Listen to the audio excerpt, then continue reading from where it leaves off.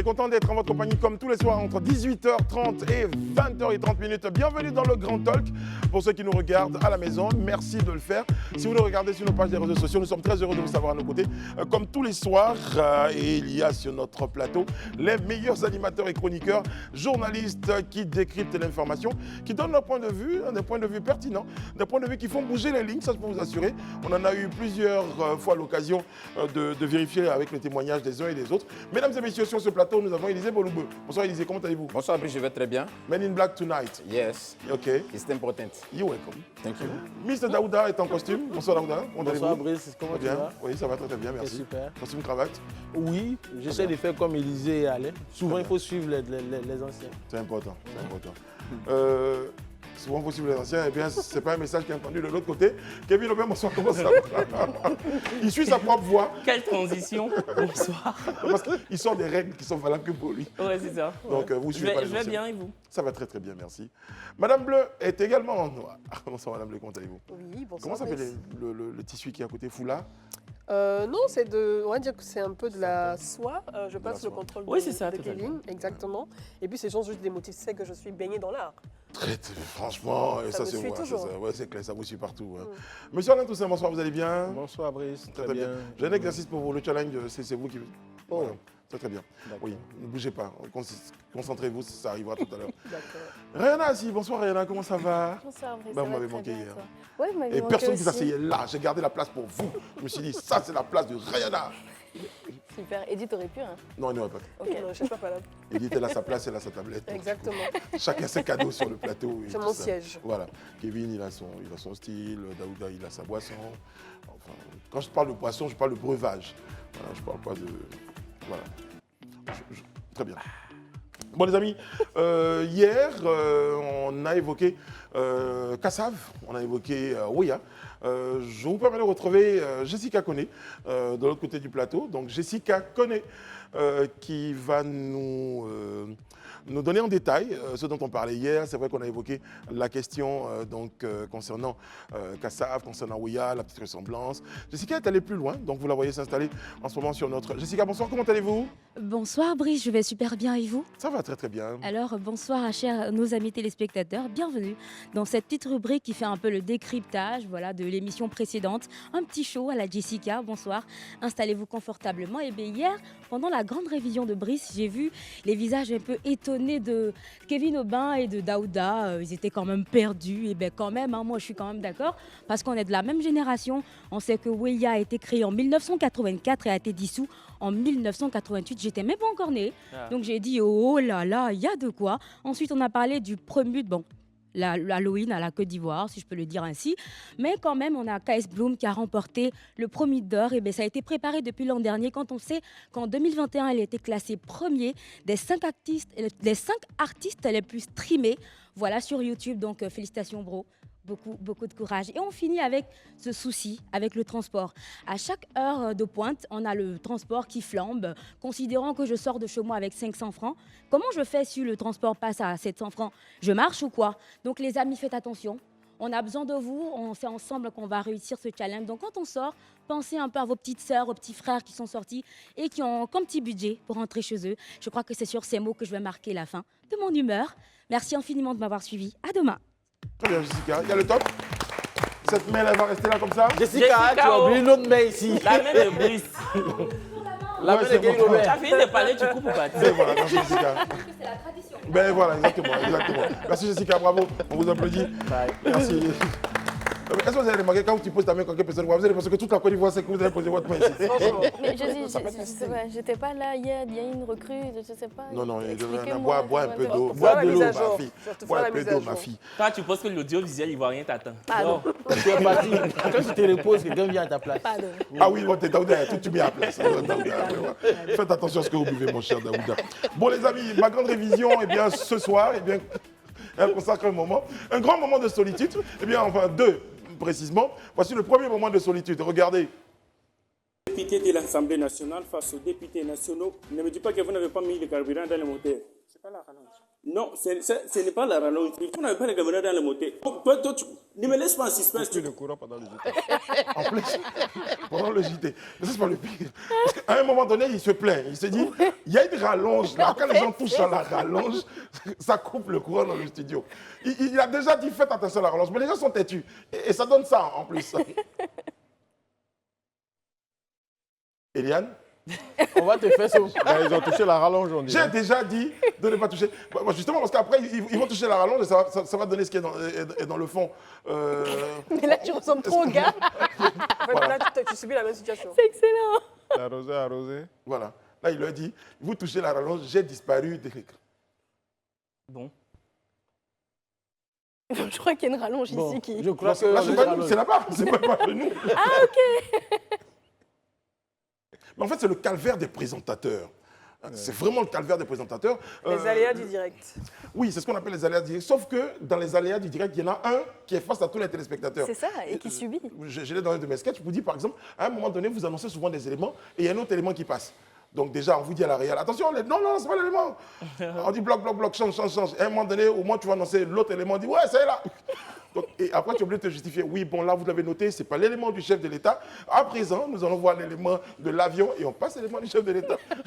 Il faut savoir improviser. Il faut savoir improviser. C'est là toute la maestria qu'on doit retrouver chez un présentateur. Et donc, pour moi, c'est l'occasion de penser à tous les présentateurs qui ont eu de grands moments de solitude. C'est arrivé à tout le monde. En fait, toi, t'as pris le sujet, tu prêches pour ta paroisse, quoi. Nous, Mais on a en fait, regardé quel a la été vidéo, ta- on était juste morts de Le plus gros rire moment de de voir solitude ça. que tu as eu dans ta carrière.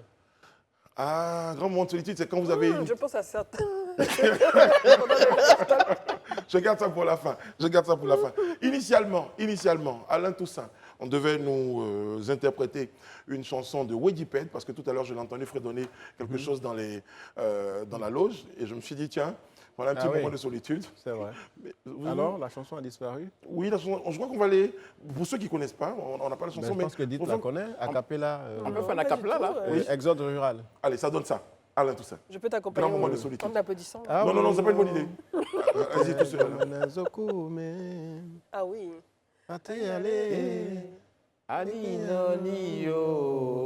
Finalement, c'est Élysée. Hein. Voilà, quelque chose comme ça. Je crois qu'ils ont trouvé, non?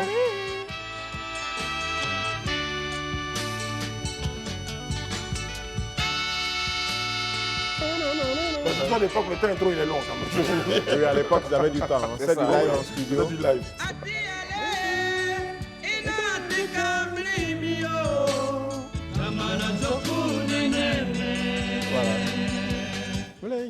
La chanson parle de quoi? L'exode rural, donc il lance un appel aux jeunes, donc il y a quand même plus d'une trentaine d'années. C'était à l'occasion du concours Podium qu'il avait sorti cette chanson. Et dans cette chanson, il incite les jeunes à rester au village, à ne pas aller en ville. Parce que si tu pars en ville, tu n'as pas de travail, tu n'as pas de logement, tu seras obligé de t'adonner au banditisme et au brigandage. En fait, c'était une réalité qui est encore d'actualité. En tout cas, Wegiped, qui est inscrit, hein, en tout cas parmi les grands artistes. Il vit maintenant en France. Oui. Et je crois qu'il est pasteur. Ouais. Très bien. Il a C'était donné l'époque quand même des sa vie à balades. Dieu. Il y avait de très belles balades à Oui. l'époque. Mais surtout de bons instrumentistes. Exactement. On avait Guimy Hyacinthe, bon, il y a également Wegiped et d'autres. Exactement. Marcelin Yassé. Marseille, Marseille. non, c'est un peu plus tard. Un peu plus Alors que là, maintenant, il n'y a pas tout ça. On a deux Les boîtes. machines. Oui. La boîte à rythme. S'il n'y a pas de Les second, on fait notre ordinateurs bouche. font tout, en fait. Ça arrive qu'on fasse ça. Bon, allez les amis, j'ai l'image du jour. On va progresser rapidement ce soir. Eh bien, l'image du jour, ce sont plusieurs membres de la communauté Bidjan, donc en Côte d'Ivoire, qui ont fait le déplacement au musée Quai Branly. Pourquoi? Eh bien, c'était pour la cérémonie de sacralisation du Djidjiv Ayokwe, j'espère que je prononce bien. Mais c'est un tam-tam, une pièce maîtresse de l'identité ivoirienne confisquée par les colons en 1916, actuellement donc conservée au musée du Quai Branly à Paris.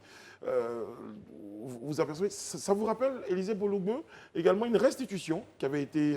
Oui, c'est un engagement qui avait été pris par le président français Macron à l'issue des échanges. Il avait même rappelé lors du sommet, du fameux sommet, je dirais France-Afrique, Afrique-France, voilà, du sommet Afrique-France, Il avait même rappelé encore cet engagement-là de restituer aux pays africains les pièces éventuellement qu'ils avaient pris. Et donc, c'est dans ce cadre-là que ce tambour-là, qui est un tambour qui a été reconnu appartenant au peuple Bidjan, bon, à Tchan, disons, à Bidjan et Brié, voilà, qui doit être restitué à la Côte d'Ivoire. C'est l'une des pièces, c'est une pièce parmi les 128, je crois. 148. 148, voilà, qui doivent être restituées à la Côte d'Ivoire. C'est dit qu'on a quand même été dépouillé, hein, franchement, à cette époque-là. 148 pièces, bon. En fait, c'est près de 4000 œuvres qui sont dans les musées. Oui, mais de plusieurs pays, en fait. Voilà. Non, pour la Côte d'Ivoire, c'est près de 4000 œuvres et qui sont dans les musées. Pas en France, dans les musées à travers le monde. Oui, à travers le monde. Et les autorités ivoiriennes ont transmis, donc, après la déclaration du président français, ils ont transmis une liste symbolique de 148 œuvres qu'ils souhaitaient voir restituées à la Côte d'Ivoire, dont ce tambour du peuple ébrié. Non, mais eux, quand ils avaient ça là chez eux, là, et puis ça là, pas là, ils se on sentaient ne pas devrait bizarre. même pas demander. Oui, je Dès pense lors que les pays accèdent à l'indépendance, tout ce qui a été pillé, Doit être volé, doit être restitué, Ça va notamment la mémoire. Mais après, est-ce que ce n'était pas, déclaration, bon, là, je fais vraiment, j'avoue que je fais mon équilibriste. Est-ce que c'était pas un peu la période d'organisation, parce que un tel tambour, il faut pouvoir identifier son origine. On va pas Non, le mais ça a ramener été quelque déjà, part. ça a été Ils savent très bien, déjà listé. ils sont très méticuleux, Oui, bien tels qu'on les connaît. Ils savent ont conserver. listé par région, par village, par pays, etc. Moi, je pense que le voleur, à un moment donné, quand il retrouve un peu de raison, il doit rendre ce qu'il a volé au propriétaire. C'est ce qu'ils sont en train de faire, justement. Ils ont trouvé la raison. Voilà. Oui, Il faut qu'il le fasse d'un et coup. finalement, Voilà. à César ce qui est à César, parce que ça fait quand même un demi-siècle Plus que d'un la Côte demi-siècle. d'Ivoire est indépendante. Ah oui. C'est un pays indépendant, donc à César ce qui est à César. Pourquoi est-ce que cette organisation prendrait autant de temps? Pourquoi est-ce qu'il faudrait attendre une déclaration du président Macron? Merci, je salue cette déclaration. Mais pourquoi est-ce qu'il a fallu attendre ça pour qu'on rende à la Côte d'Ivoire ce qui est à la Côte d'Ivoire quand on sait que ça appartient à la Côte d'Ivoire? Moi, je On ne voudrais s'en juste- rend pas compte, mais quand on a une pièce comme ça qui est affichée dans un musée à l'extérieur, c'est une partie de notre histoire qui est dans un musée à l'extérieur. Après restitution, j'espère aussi qu'on saura valoriser ces pièces-là et les transmettre, les exposer de façon Non, ça va, vraiment Vous avez fait- surtout les valorisante. conserver parce Réna, que... vous avez fait votre Élysée Boulougueuse. En général, vous faites thèse, antithèse, synthèse en une seule intervention. Du coup, on ne peut plus vous poser une autre question. Je vais me tourner vers. Oui, vers enfin, Madame la Bleu. politique de restitution des biens culturels, en fait, elle était effective en 2020. Ça a commencé par le Bénin, ensuite le Sénégal, même Madagascar a eu gain de cause. Donc, je ne pense pas que la Côte d'Ivoire, justement, restera en marge de cet élan de restitution. Surtout que ce sont des biens que la France est interdite de vendre ou de céder. Voilà, c'est marqué dans la législation française. On parle de principe d'imprescriptibilité ou d'insaisissabilité. Voilà, donc ça va se faire, quoi. Il faudrait juste être patient. Moi, j'avoue que je parle pas de j'avais une invitation pour le Quai Branly, je n'ai pas pu y être. Sur le plateau, je ne sais pas qui a pu effectuer le déplacement. Et quand on se rend à ces musées, on paye quelque chose. Oui, bien sûr, j'étais l'entrée est allée, payante. oui, on Donc, paye quelque ma chose. prochaine question, c'est bien de nous rendre ça, mais tout le temps que ça a été là-bas. Ben, il faut l'accompagner d'un Un chèque. dédommagement. Non, mais les gens ne partaient pas que pour ce joyeux. Arrêtez. Il y avait On d'autres partait œuvres pas- également. Moi, Il y avait je d'autres serais œuvres. au Quai Branly, je ne partais pas juste pour regarder. Oui, mais c'est ce- comme la ce- musique ce qu'on truc. joue dans les discothèques. Non, la logique, On éparpille les droits. la logique aurait souhaité quand même qu'il y ait un dédommagement, parce que Ben c'est un préjudice qui a été causé, Ça fait qu'on du le sens. veuille oui ou non, Bien à la sûr. Côte d'Ivoire. C'est comme je le dis, Il y la a d'autres logique pays d'Afrique, voudrait. attention. Mais je pense déjà qu'on peut, dans un premier temps, se satisfaire déjà du fait qu'on nous restitue quelque chose qui avait été volé, qui appartenait à la mémoire collective, à la mémoire nationale. C'est déjà une très bonne chose. Maintenant, la question des chèques, on est sans oublier que les pays occidentaux, ils sont très, très, très prolixes à prendre des engagements, mais quand à les appliquer, ça devient difficile. On se rappelle des accords, par exemple, sur le climat en 2015. Jusqu'à aujourd'hui, les États encore, les pays les plus faibles, qui, eux, subissent même la pollution des pays les plus riches, aujourd'hui sont en train d'attendre des chèques qui leur avaient été promis même dans l'année qui allait suivre. Mais jusqu'à aujourd'hui, on n'en a pas encore reçu. Bon, vous avez dit tout à l'heure, on peut se satisfaire qu'on nous les restitue. J'ai bien compris l'idée, Déjà. mais déjà qu'on les restitue, mais j'ai envie de dire, mais bon Dieu, Daouda, c'est à nous. On doit être même fâché qu'on nous les restitue maintenant. Oui, mais en fait, on doit être fâché qu'on nous restitue maintenant. Je pense que ça fait partie de tout un processus qui avait été lancé en son temps par le Bénin. Il parlait de Madagascar, mais en réalité, c'est 6 pays, en fait, notamment le Sénégal, la Côte d'Ivoire, le Mali, Tchad, Bénin. Ça fait 6 pays. Donc, quand tous ces pays-là, en fait, il y en a qui ont commencé à recevoir J'ai compté 5, j'avoue. je dis Sénégal, Côte d'Ivoire, Mali, Tchad, Bénin, Madagascar. Là, ça fait 6. Voilà, vers 6 en fait. Donc, puis j'ai dit que Kevin a déjà de Madagascar. Et donc, pour moi, sincèrement, c'est une très bonne chose que ces œuvres-là reviennent en fait. Pour moi, l'idée, en fait, je souhaite que l'État de Côte d'Ivoire, en fait, aujourd'hui, parce que c'est une inquiétude que je pose, il faut qu'on mette tout en œuvre, en fait, pour bien garder ces œuvres-là, parce qu'il y a quand même assez longtemps que ces œuvres sont là-bas. Si aujourd'hui on nous les restitue en bon état, il est de notre responsabilité aujourd'hui, en fait, de mettre tout en œuvre pour que ces œuvres-là puissent être subsister. Première question à tout le plateau. Voilà. Première question à tout le plateau. Est-ce qu'il y a un musée digne de pouvoir recevoir, conserver ces œuvres en Côte d'Ivoire? Il y a le musée des civilisations qui se trouve au plateau. C'est Vous vrai l'avez visité que récemment? je l'ai visité il y a quelques mois. Il a été rénové il y a quelques années. Il a été quand même. rénové On dirait également 2 ou 3 et ans. très bien rénové. Bon, après, maintenant, la capacité de réception, peut-être, c'est là que ça pose certainement problème. C'est pour ça que c'est 148 objets qui ont été demandés parce que la capacité d'accueil ne permet pas de pouvoir récupérer tout. Je souhaite corriger, c'est 4000 œuvres.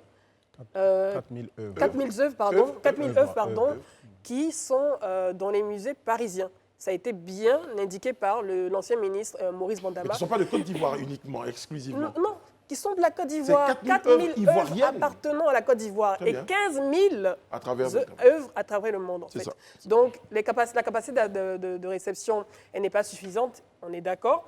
Et le ministre, à l'époque, avait parlé d'un plan de création d'infrastructures, de musées, pour pouvoir recevoir ces œuvres. Et il était même prévu la construction d'un musée aussi, je crois, à Trècheville. Non, au plateau, un musée Il avait également parlé de des arts Trècheville. et civilisations Oui, d'Afrique, exactement. à la place où, je crois, de l'actuelle Sorbonne. C'est dans les projets de partenariat public-privé. J'avoue que quand on finit d'entendre ça, je suis un peu moins fâché. Et en tout Donc, cas, j'espère. alors, si ces infrastructures sont mises en place, On peut les pourra recevoir tous, accueillir ouais. le reste de D'accord, mais ces ok, mais moi j'espère fermement qu'on justement réclame pas ces œuvres-là pour les vendre ou pour les céder Non, après. pas du tout, parce pas du que- tout. Il y a une Bah, politique écoutez, qui a été en fait, en même temps, Et on comprend votre... Non, mais Brice, le problème, c'est qu'au Bénin, les œuvres qui avaient été recherchées dans le rapport, qui avaient été commanditées, leur conclusion, en fait, c'est qu'il se trouvait qu'à cause du christianisme et de l'islam, il y a certains peuples qui délaissaient, en fait, leur culture vaudou, en fait. Donc, il y a certains qui les revendaient, ou bien même, il y a des antiquaires véreux qui envoyaient des gens venir encore les révoler, en fait. Non, non, mais non. Voilà. En fait, ce qu'on Non, dit, mais c'est après, qu'aujourd'hui, c'est une institution. Il y a eu beaucoup de médiatisation autour. Donc, ces objets ne sont pas redonnés ou rétrocédés à des individus. Donc, c'est à des États. C'est un Je vois État. mal M. Daoud Ante prendre une canne pour aller la vendre. Oui, mais dans tous les Mais cas, les gens volent quand dans même. tous les cas, c'est bien qu'on soit dans ce processus de rendre à chacun ce qui est à chacun. Mais de toute façon, une fois que c'est rendu, chacun fait ce qu'il veut et chaque État est libre de décider de ce qu'il fait de ce qu'il fait de ses œuvres. Après, c'est à nous de nous plaindre, c'est à nous de revendiquer, etc. Mais chacun fait ce qu'il veut. Je veux dire. Qui nous rende déjà ce qui est à nous tranquillement, et puis ayons une politique de valorisation aussi de cette culture-là, parce que quand on part dans d'autres pays, on aime bien aller visiter des musées, être bien accueilli, regarder toute l'histoire à travers les différentes œuvres, et c'est très bien exposé.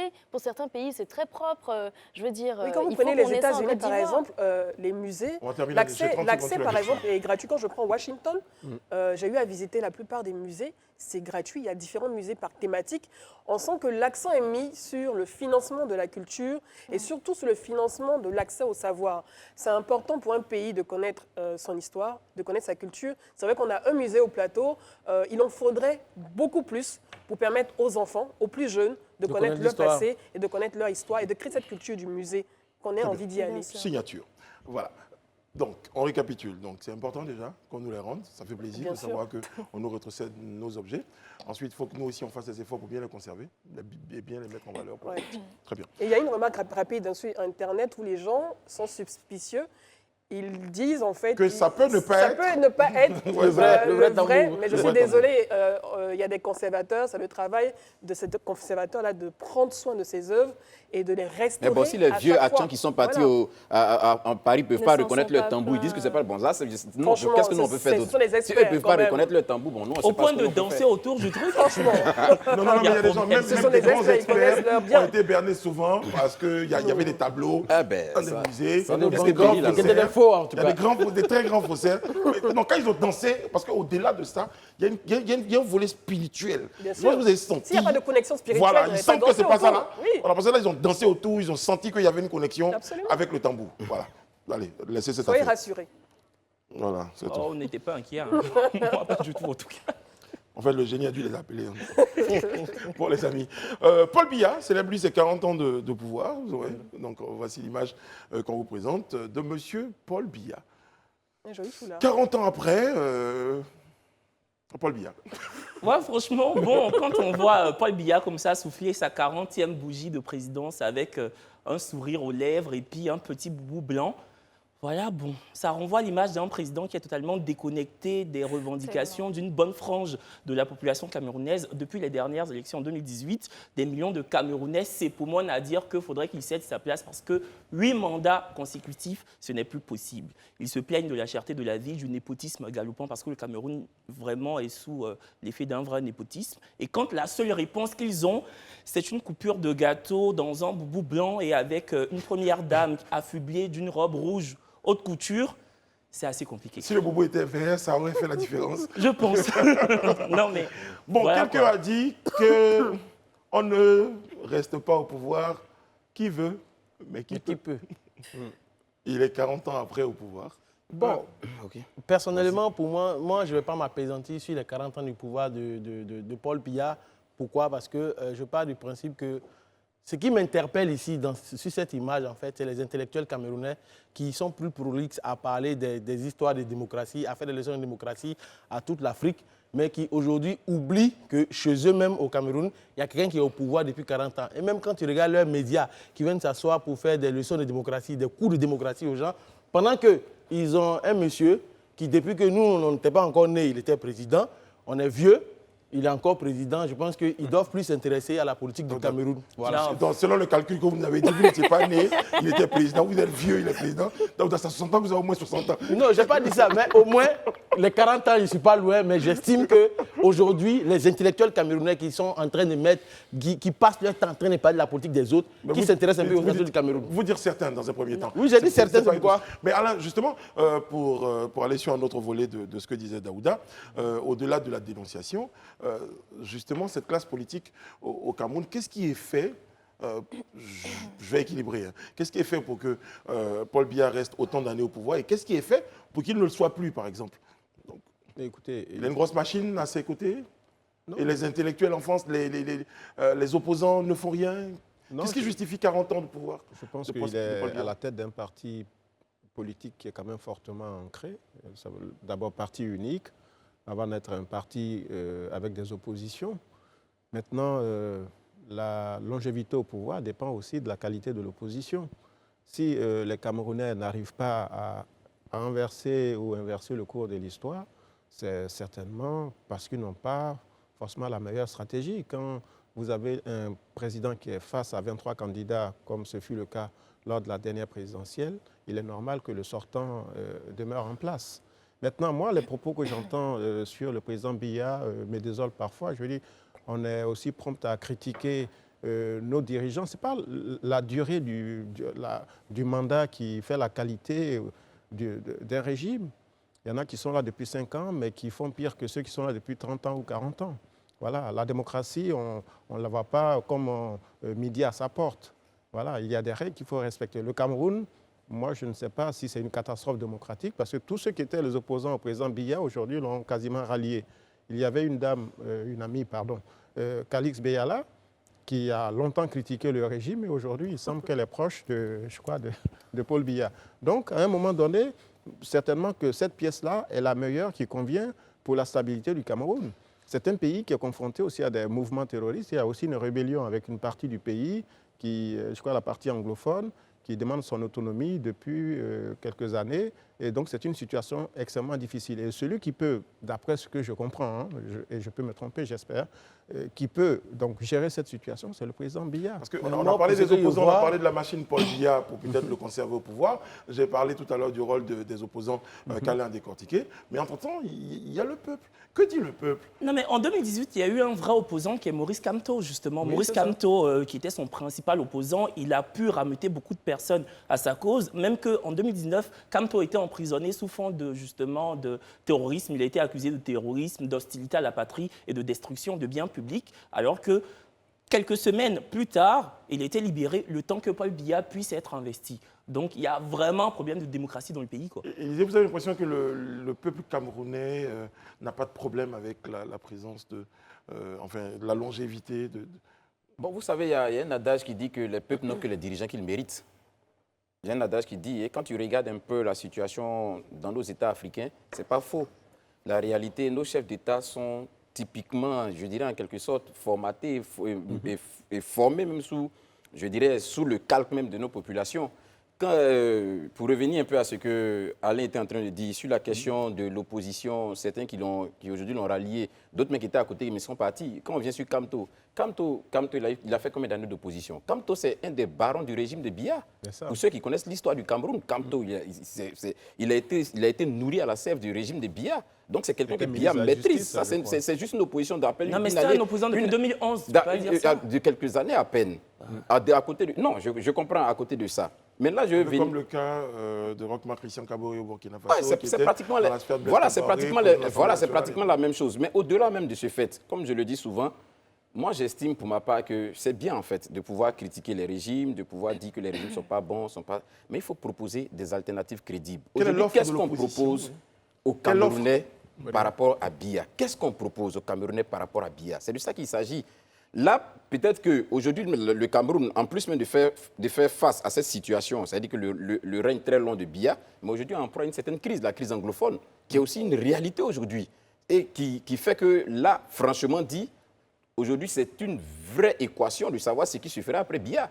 Alors là, on veut vraiment toucher du bois, mais si quelque chose arrive, on se demande que sera le Cameroun avec déjà ce qu'on est en train de voir comme prémisse. Donc, il est important à un certain moment, comme Daouda le disait, que nos intellectuels, qui, eux, portent la réflexion, la pensée, que ce soit dans toute l'Afrique, aient le courage dans ces sommets, dans ces grandes rencontres. Parce que très souvent, on a l'impression que les sommets, par exemple, sont organisés au niveau d'Addis Abeba, de l'Union africaine. Parfois, nos intellectuels sont invités. Hein. Parfois, nos intellectuels sont invités à des rencontres avec la société civile. On les écoute, on les entend. Mais bon, c'est là la question. Est-ce que ce plaidoyer est porté à ce niveau? Est-ce qu'il y a une sensibilisation qui est faite à ce niveau? Je pense que c'est là aussi qu'il faut regarder. Parce qu'il ne s'agit pas juste de dire les gens ont duré, les gens n'ont pas duré, mais qu'est-ce qu'on propose derrière? En fait, moi, quand je regarde, pour ce que moi j'ai pu constater, pour les Camerounais que j'ai pu côtoyer, en fait, le constat, en fait, c'est qu'aujourd'hui, tu as comme l'impression que les Camerounais, en fait, se sont résignés, en fait, à accompagner Ils sont blasés. Voilà, parce qu'en vérité, je me rappelle, quand j'étais au Sénégal, j'ai rencontré une Camerounaise, je lui dis, ben, Biya, il n'est pas en bonne santé. Elle me dit, et je prends son accent, elle dit, si Biya tente même de mourir, on va le réveiller. Très bien. Pour dire combien de fois, en fait, les gars se sont résignés pour l'accompagner, en fait. Oui, mais et c'est symptomatique. C'est carrément psychologique. C'est-à-dire qu'aujourd'hui, Paul Biya, il s'est imposé comme ça en tant que président après 40 années. Mais bien sûr, on se dit, bon, il va mourir pour aller où? Il a été là pendant 40 ans. On est habitué à lui. Je veux dire, bon, voilà quoi. C'est le dinosaure. On s'en plaint, mais où est-ce que ça va aller? Il va mourir pour aller où? Vous savez, non, mais vous savez, franchement, quand moi j'ai vu cette image, moi je me dis, mais ça renvoie carrément un vrai signal de la mentalité de ce président. Je veux dire, quand on regarde toutes les problématiques auxquelles est confrontée la population camerounaise et qu'on voit qu'il est en train de célébrer 40 ans d'affilée au pouvoir, il a vraiment les oreilles bouchées. Il a les oreilles bouchées vis-à-vis de ce que ressent sa population. C'est la question à se poser. En tout cas, moi, je considère que les Camerounais sont entre le marteau et l'enclume. Entre un dirigeant, en tout cas, qui a réussi à diriger d'une main de fer et à tout verrouiller autour de lui depuis 40 ans de pouvoir, et en même temps, comme tu l'as dit, une opposition presque inexistante, qui peut-être a été même biberonnée à ce pouvoir, qui se satisfait aussi de cette situation, et tous les conflits qu'il y a autour de ce pays, dont on ne sait pas comment va se passer la relève lorsqu'il va partir. Déjà? Donc, qu'est-ce qui va se passer? Je pense que c'est ce qui peut-être fait peur au peuple camerounais.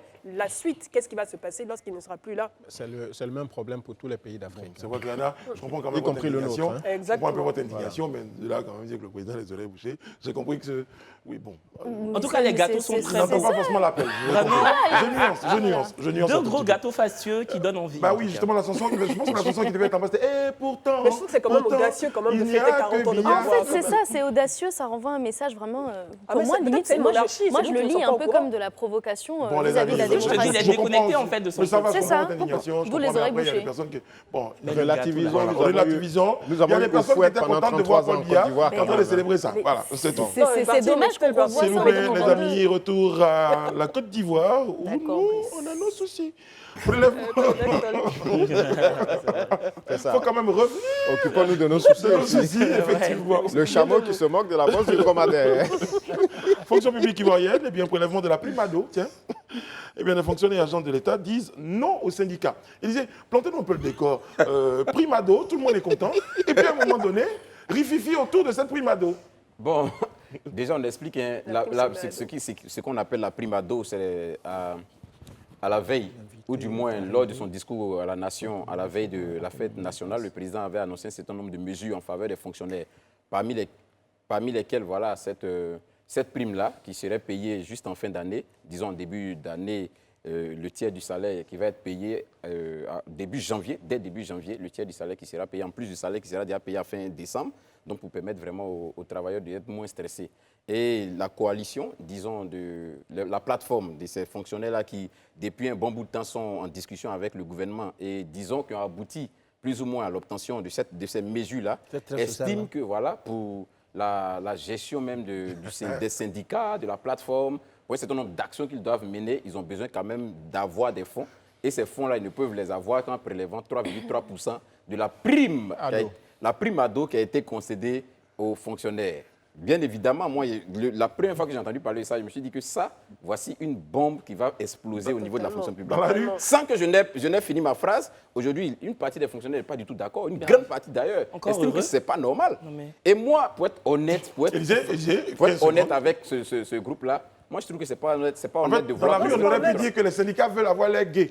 Voilà, parce que c'est ça. mais en fait, S'ils avaient discuté de ça au préalable avec les agents et fonctionnaires De de l'État. l'État, les fonctionnaires et agents de l'État, OK, mais là, la prime elle est obtenue et vous considérez que comme c'est vous qui avez milité pour que cela soit le cas, que ce soit un acquis, vous décidez de prélever 3,3% pour chacune des primes qui sera versée à ces fonctionnaires. Bon, enfin, de bon, quel droit? bon, en fait, ils proposent. Non, mais pourquoi il Ça, c'est propose quelle ça proposition Non, ça c'est pas une ça, proposition. ça, Non, c'est ça. pour aider la lutte, les amis. En fait, Non, ce mais- qui est grave, en Kevin fait, Aubin, j'ai Kevin. Non, bah, sur la question. ok, bon, encore heureux, c'est parce que ça m'énerve, mes deux parents sont fonctionnaires, donc encore heureux que les fonctionnaires aient rejeté justement cette proposition, vu que tu dis que c'en est une. Souscrire à une cotisation syndicale, ça doit dépendre du libre choix de tout un chacun.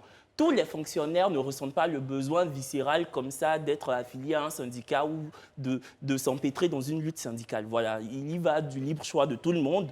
Donc, après, je ne suis pas en train de dire que les associations syndicales doivent se rhabiller et puis se taire, quoi. Voilà, ce sont des associations qui sont utiles et tout, mais tout de même, il ne faudrait pas non plus abuser. Après Daouda, on estime que c'est un gain qui peut être servir à tout le monde, qu'on soit syndiqué ou pas. Servi de quelle manière? Déjà, non, les en fait, franchement- moi, personnellement, pour dire les choses clairement, je comprends, quand je regarde les deux camps, je comprends. Je comprends, mais moi, la question que je pose, elle est simple. Est-ce que les syndicats veulent prendre ça chaque fin d'année ou bien ils vont prendre une seule fois? Parce que Bonne quand je fais un question. calcul Même simple, si- même je si fais un ils calcul prennent- Dites-moi le simple. calcul, il donne quoi Je votre prends calcul? un exemple simple. Supposons que la prime à dos de chaque fonctionnaire, c'est par exemple 100 000 francs. Prenons 100 000. Eux, ils vont prendre 3,33%. Ça fait 3 300. Il y a 254 000 fonctionnaires en Côte d'Ivoire. Donc, on est autour de 830 et quelques millions. Beaucoup, beaucoup. Donc, tout ça, c'est pratiquement le milliard, en fait. Donc, chaque année, Et vous allez surtout, ça prendre va pratiquement le servir- milliard. surtout, ça Ça va sert à servir quoi, à en quoi, fait? finalement? Je m'interroge. Je reviens à sincèrement. votre question tout à l'heure, Daouda. Oui. Je reviens à votre question. Alain? Non, mais je pense que c'est une démarche qui est totalement illégale. Voilà, c'est illégal. Si les syndicats veulent solliciter le financement de l'État, ben, qu'ils le fassent. Directement. Voilà. Mais certains sont Parce financés que- même, Ben, d'accord, donc subventionnés. qu'ils demandent davantage de fonds à l'État, mais ils ne doivent pas ponctionner une partie des salaires de leurs amis. Je vais quand même rappeler que dans ce pays, durant le parti unique, quasiment pendant 30 ans, il y a un syndicat, l'Union générale des travailleurs de Côte d'Ivoire, UGTCI, UGTCI, qui était financé en partie par les fonctionnaires. voilà, il fallait prendre de l'argent sur les salaires donc, chaque mois. Et je pense que ce n'est pas normal. Aujourd'hui, nous sommes dans une période quand même de pluralisme où on laisse, voilà, Kevin l'a dit, la liberté à chacun d'adhérer à un syndicat ou pas.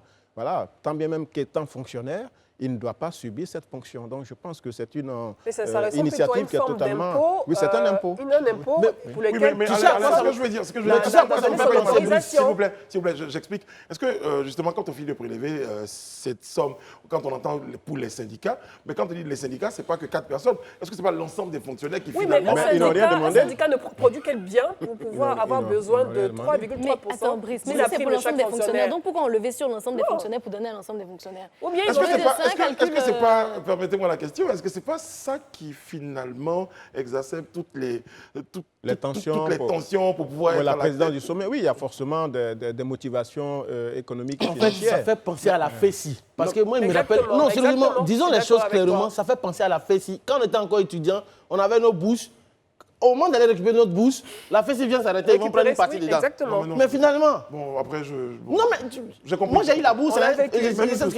Voilà, donc c'est très énervant. Ils ne vont pas forcer quelqu'un à donner. Si on milite, parce que moi, je ne compte pas militer, ou ça ne m'intéresse pas de militer dans un syndicat. Si je milite on a bien compris qu'on fait partie de ceux qui ne sont pas d'accord. Élisée.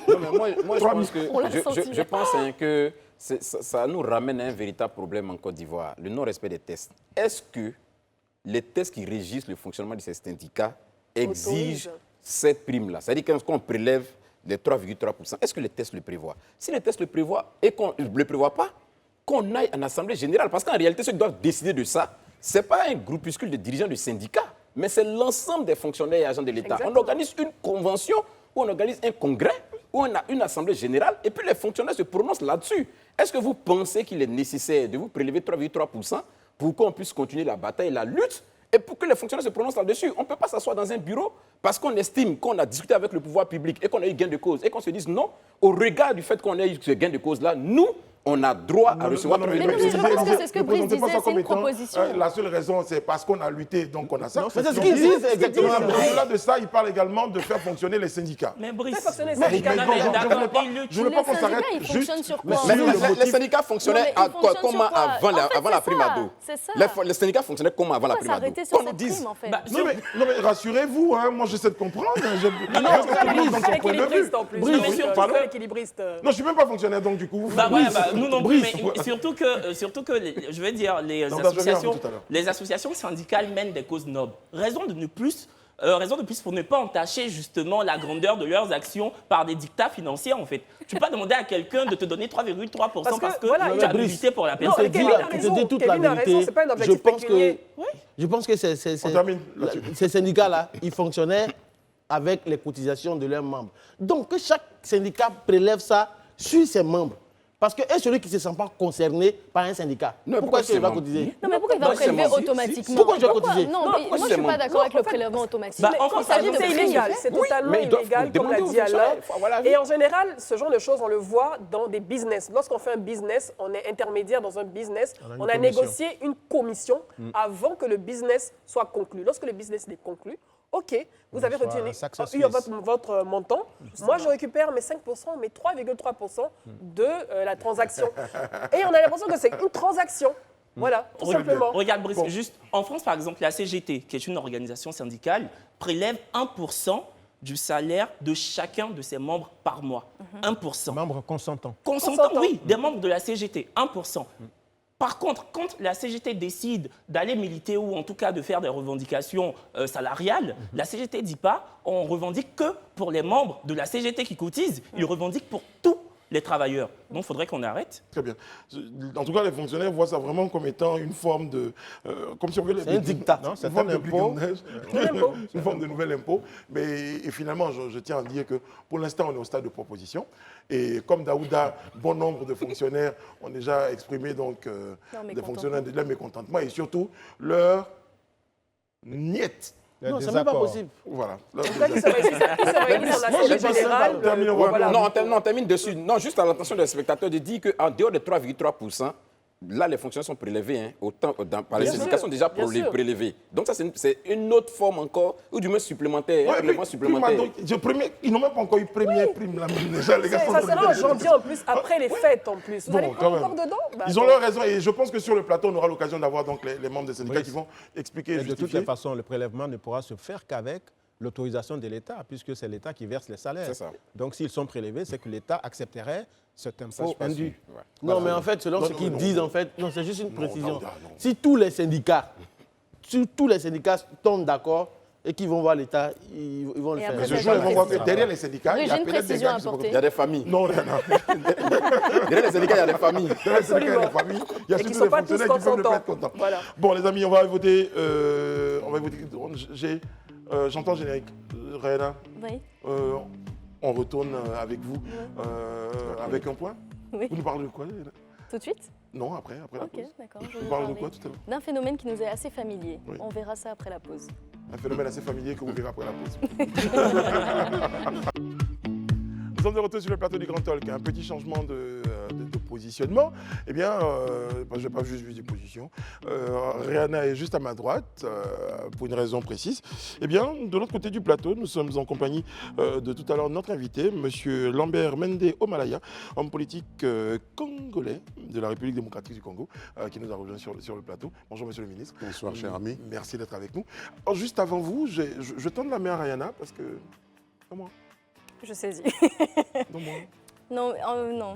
Très bien. non. Ok. Alors, on va parler ce soir de la mendicité en Côte d'Ivoire. Je disais tout à l'heure que c'était un phénomène Ah, qui je m'en nous est dis. assez familier. Je pense que quand même, tous sur ce plateau, on a été confrontés à ce phénomène. Un petit garçon qui vient de tendre la main, une petite fille, parfois même étrangère pour certaines. On se pose beaucoup de questions. Et ce qui m'a particulièrement alertée, c'est de lire qu'en Côte d'Ivoire, eh bien, la mendicité est punie par la loi depuis autour de 2013.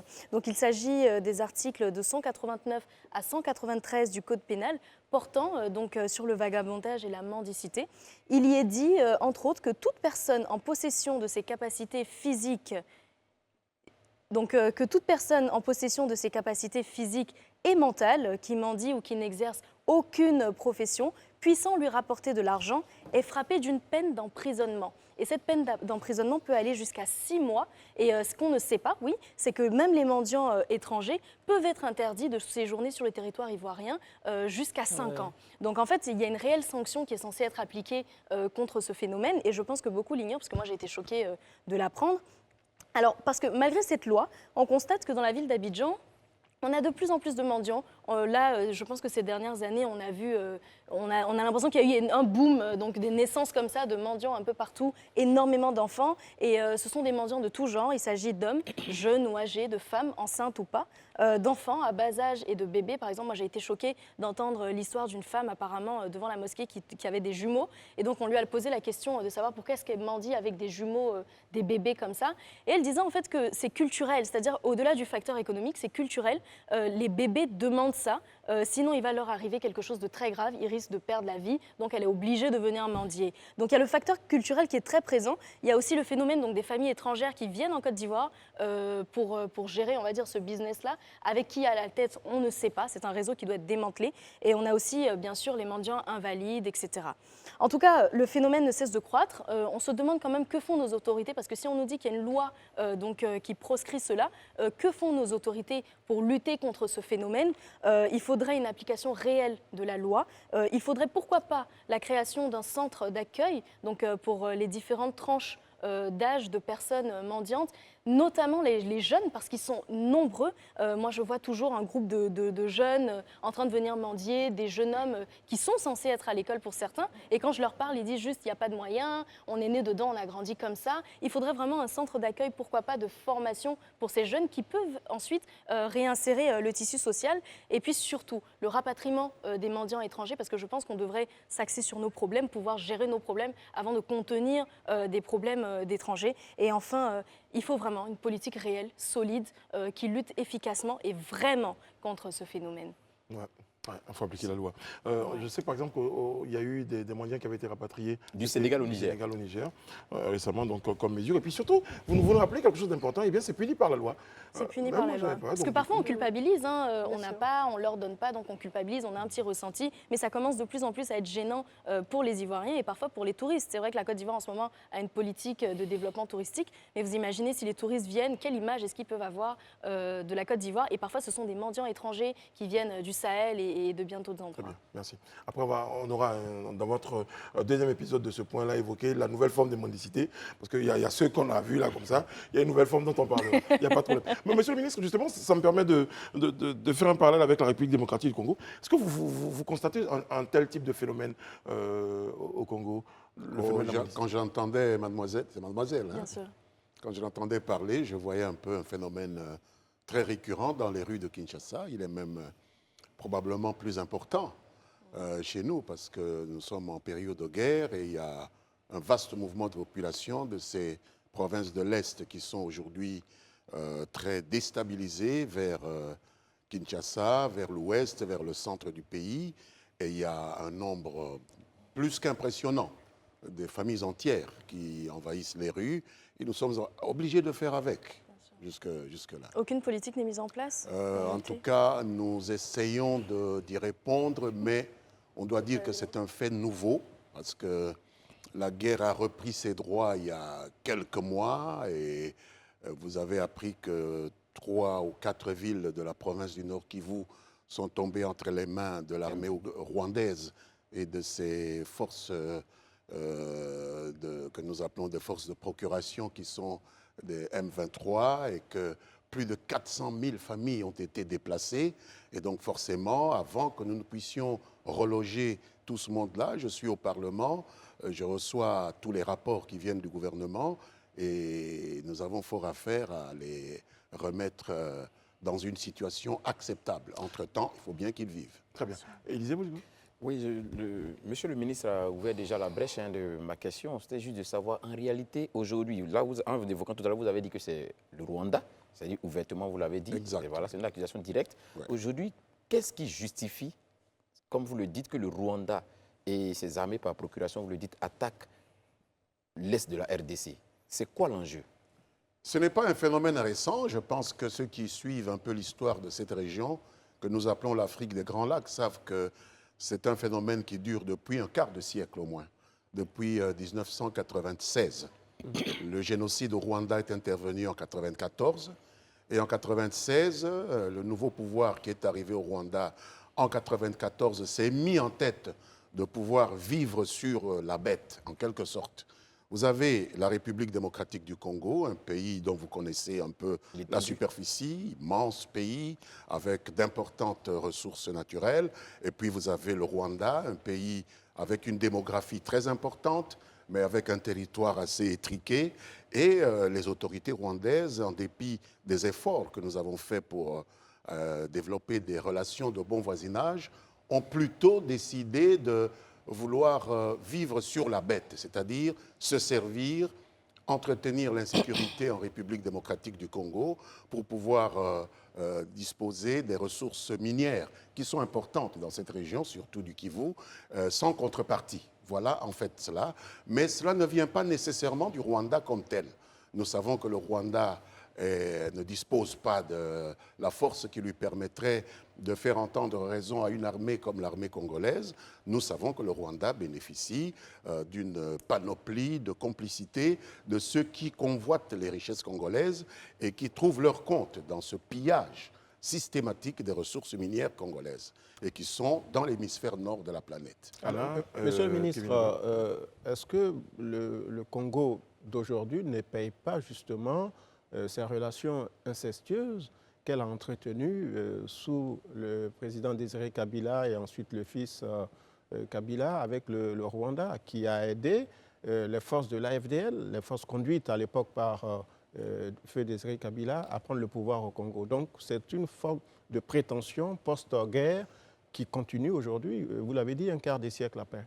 Je pense que c'est plus vieux que cela. En fait, nous avons eu à faire les frais d'une exigence de la communauté internationale. Et ce qu'on peut reprocher peut-être aux dirigeants congolais de l'époque, je parle de feu le président Mobutu, paix à son âme, il est décédé, c'est d'avoir été trop réceptif aux impositions qui sont venues de l'Occident. Lorsqu'on lui a demandé de recevoir des réfugiés politiques hutus-rwandais qui fuyaient l'arrivée du nouveau pouvoir rwandais en 1994, qu'ils soient armés ou qu'ils ne soient pas armés, alors que le droit international nous interdisait de recevoir des réfugiés détenteurs d'armes. Mais le président Mobutu est passé outre à une décision que son propre gouvernement avait prise à ce moment-là, parce qu'il se sentait affaibli par les fameuses résolutions des conférences nationales qui voulaient la démocratisation tout de suite. Il a voulu bénéficier de l'appui de l'Occident en ouvrant grandes les portes à toutes les exigences de cette communauté internationale, et il a reçu 2 millions de réfugiés hutus-rwandais. Cela a ouvert la porte à ce prétexte qui sert aujourd'hui au gouvernement rwandais d'effectuer des promenades militaires incessantes sur notre territoire, soi-disant à la chasse de ce qu'ils appellent les génocidaires. Jacques-Kevin, avant Madame Bleu. Oui, Monsieur le ministre, hier encore, le Rwanda accusait la République démocratique du Congo de survoler de façon illégale son espace aérien sous fond d'attaque, justement parce que le Congo accuse le Rwanda, vous l'avez dit, de prêter main forte au M23. Le président Paul Kagame nie ces accusations. Pourquoi vous balayez du revers de la main les dénégations du Rwanda? Parce qu'il persiste à dire qu'ils ne sont ni de près ni de loin impliqués dans cette rébellion menée par le M23. Nous sommes habitués aux dénégations du président de la République rwandaise depuis 25 ans. Moi-même, j'étais encore au gouvernement lorsque la ville de Goma, qui est le principal centre économique et politique des régions du Kivu, a été occupée par l'armée rwandaise. C'est au président Barack Obama que nous avons eu la possibilité de récupérer cette ville parce qu'il a tapé du poing sur la table. Ce que ni le président Trump, ni le président Biden maintenant ne font plus parce qu'apparemment, ils avaient choisi, je ne sais pas si ça va changer, la politique d'utiliser le président Kagame comme digne successeur de Mobutu, qui était un peu leur homme de paille dans la région. Ils ont changé d'homme de paille et ils veulent sans doute l'aider à pouvoir continuer à en quelque sorte, tirer sur la bête à l'intérieur de ce pays avec les minéraux rares, le lithium, le cobalt, le coltan qui existent en très grand nombre, en très grande quantité dans cette région. Et donc, ces dénégations, nous les connaissons, mais sur terrain, nous voyons bien l'armée rwandaise. Il y a eu des experts des Nations Unies qui ont confirmé qu'il y avait des Rwandais qui se cachaient derrière l'appellation M23. Et quant à ce survol des avions militaires congolais sur le territoire rwandais, je ne les nierai pas. Le gouvernement ne les a pas niés. Nous avons interrogé le gouvernement et je pense qu'il y a eu même une déclaration officielle du porte-parole du gouvernement qui a dit que c'était effectivement un survol malencontreux. Une erreur malencontreuse de l'armée congolaise, mais qui démontre en même temps que le Rwanda doit faire attention parce que s'il se croit fort, mal peut lui advenir. Très bien. Monsieur Lambert Mende Omalaya, vous êtes ancien ministre, homme politique congolais. Vous êtes avec nous sur le plateau. Madame Bleu, une dernière question juste avant qu'on aille à la pause. Monsieur le ministre, on se rappelle en septembre 2022 qu'il y a une rencontre donc, qui a été organisée par le président français Emmanuel Macron entre Félix Tshisekedi et Paul Kagame à New York. Première question, quel est votre regard, quel est votre commentaire sur cette médiation du président français? Et à l'heure actuelle, est-ce que la négociation, les discussions sont totalement interrompues entre votre président et le président Kagame? L'état des relations entre les deux hommes. La politique de la République démocratique du Congo n'est pas d'interrompre tout contact avec le Rwanda. Vous savez, un voisin, il est là où Dieu l'a placé. Nous sommes là où Dieu nous a placés. Le Rwanda ne changera pas d'adresse parce que nous sommes fâchés contre lui. Nous ne changerons pas d'adresse parce que le Rwanda a des convoitises sur nous. Nous devons apprendre à vivre ensemble. Est-ce que le Rwanda n'est Alors, pas un peu fâché avec vous aussi? Pardon? Est-ce que le Rwanda n'est pas un peu fâché avec vous? Je ne sais pas s'il est fâché ou s'il a des raisons d'être fâché. Il n'a pas à être fâché contre nous parce que nous avons des ressources. Ces ressources sont chez nous. Il nous appartient d'en disposer et nous lui avons fait la proposition de pouvoir commercer, tout simplement. C'est-à-dire de venir et faire en sorte que ce qu'il prend, il puisse le payer. Mais il a choisi peut-être de le prendre sans contrepartie. Là est tout le problème. Et comment vous Et donc appréciez ces la médiation? rencontres vont Voilà, oui. avoir lieu.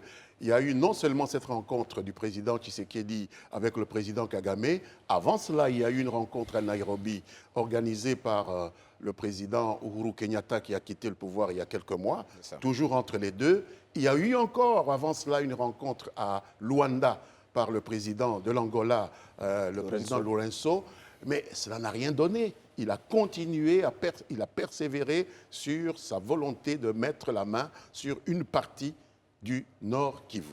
Et nous ne pouvons pas l'accepter. C'est avec nous, M. Lambert Mende Omalaya. On marque une courte pause, on vous retrouve tout à l'heure pour la suite et la fin de notre entretien. À tout de suite. Vous regardez le Grand Talk sur Live TV. Nous émettons sur les canaux 206 du Bouquet Canal+, et numéro 6 de la TNT. Tous les soirs à partir de 18h30. Nous sommes chez vous à la maison. Merci de nous accueillir. Et nous nous accueillons sur notre plateau depuis quelques minutes. Monsieur Lambert Mende Omalaya, homme politique congolais, ancien ministre et porte-parole à l'époque du président Joseph Kabila. Daouda, vous avez une question justement en rapport, je pense, avec Joseph Kabila, justement, et je pense que c'est une question assez personnelle. Monsieur le ministre, vous avez été l'un des plus fidèles de Joseph Kabila en son temps. Et vous êtes aujourd'hui proche du président Tshisekedi. Est-ce qu'on peut dire que vous êtes proche du pouvoir ou bien vous êtes proche de l'idéologie de Tshisekedi? Si je suis proche d'une idéologie, cher ami, c'est de l'idéologie lumumbiste. Je suis entré tout jeune dans cette idéologie. Toute personne qui représente les intérêts de la République démocratique du Congo peut être assurée de ma fidélité dès lors qu'il s'inscrit sur les pas de Patrice Emery Lumumba, qu'il s'appelle Joseph Kabila et de Félix Antoine Tshisekedi ou autres. Pour moi, c'est le Congo que je sers. D'ailleurs, je ne suis ni dans le parti de M. Kabila, ni dans celui de Félix Tshisekedi. Je suis dans un parti lumumbiste. Mais si aujourd'hui Kabila revenait aux affaires, est-ce que vous seriez face à lui contre Fachi? Je n'individualise pas les choses. Si ma population m'a toujours délégué pour venir au gouvernement, c'est qu'elle a confiance en mon programme lumumbiste. J'étais élu en 2006, j'ai été réélu au Parlement en 2011, c'est ainsi que le président Kabila m'a connu, puis j'ai été réélu en 2018, c'est ainsi que le président Félix Tshisekedi m'a connu. Donc je suis lumumbiste. Élisée Boloubou. D'accord, M. Mende, je voudrais savoir, en revenant sur la question du conflit avec le Rwanda, est-ce qu'il y a eu des initiatives? Parce que là, la médiation tout à l'heure qu'évoquait Mme Bleu, c'est une médiation portée par la France. On a vu, vous avez parlé de Uhuru Kenyatta et puis d'autres personnes qui ont intervenu. Est-ce qu'au niveau de l'Afrique centrale ou même de l'Union européenne, ce problème, pardon, de l'Union africaine sinon, est-ce que la question a été posée sur la table et qu'est-ce que dit l'Union africaine ou que dit l'organisation sous-régionale à votre niveau? Alors vous avez un point complémentaire sur cette question ou une autre question? Non, une autre question. Très bien, tout à l'heure. Nous avons l'impression qu'il y a trop de timidité de la part de nos amis de l'Union africaine sur cette question, parce que l'Union africaine, vous le savez, nous avons beaucoup de reproches à lui faire. Elle semble fonctionner un peu sous la coupe de ceux qui dictent la loi au niveau mondial, hein, au niveau de l'hémisphère nord de la planète, et ça, c'est très regrettable pour nous. Alors, vous l'avez indiqué tout à l'heure, vous étiez aux Journées africaines de l'administration. De l'administrateur. Pardon, de l'administrateur. Oui. L'Afrique aujourd'hui est un peu partagée entre des tutelles, la tutelle américaine, russe, chinoise, etc. Je voulais savoir, vous qui avez une longue carrière déjà en politique et qui avez donc une bonne connaissance des dynamismes de notre continent, le regard que vous portez justement sur l'Afrique aujourd'hui. Comment est-ce qu'elle peut trouver elle-même sa propre voie pour régler et faire face à un certain nombre de problèmes? À mon avis, l'Afrique n'a pas d'autre solution que de pouvoir réhabiliter sa propre culture, sa propre façon de résoudre ses problèmes. Le salut de l'Afrique ne viendra ni de l'Orient, ni de l'Occident. Le salut de l'Afrique viendra de l'Afrique elle-même. L'Afrique représente aujourd'hui plus de 1 milliard d'hommes et de femmes. 1,3 milliard d'habitants. C'est tout de même une force. L'Afrique représente la richesse, plus de 30% des richesses de la planète. Je pense que ce qui manque à l'Afrique aujourd'hui, c'est la volonté politique. Eh bien, il faut forger cette volonté politique. Il faut que les Africains s'unissent pour prendre toute la place qui leur revient dans le concert des nations du monde. Et ne pas rester à la traîne des Occidentaux ou des Chinois ou des Russes, etc. Je ne crois pas. L'état de droit, la démocratie pourrait être, selon vous, une sorte de médicament qui pourrait guérir l'Afrique des maux dont elle souffre? Mais donner la parole aux Africains, c'est-à-dire réhabiliter la démocratie, réhabiliter l'état de droit, faire en sorte que les Africains puissent diriger leur continent, leur pays, et aller ensemble vers cette unité que Kwame Nkrumah, Lumumba et les autres, les Nyerere, ont appelée et que nous avons eu le tort d'abandonner au cours de notre cheminement à cause des pressions de nos amis occidentaux. Mais excusez-moi, vous parlez de ce que l'Afrique devrait faire. C'est aux chefs et aux dirigeants de pouvoir avoir ces volontés politiques-là et de les mener. Est-ce que vous pensez que nous sommes en bonne voie avec le modèle de chefs et de dirigeants que nous avons aujourd'hui aux têtes de nos pays africains? Il n'y a pas un modèle de chef. Il y a des chefs que les peuples se donnent. Et lorsque les peuples se donnent des chefs, je pense qu'ils leur donnent des programmes à faire, des visions. Les chefs viennent défendre des visions. Nous, au Congo, nous en sommes à notre 5e président de la République.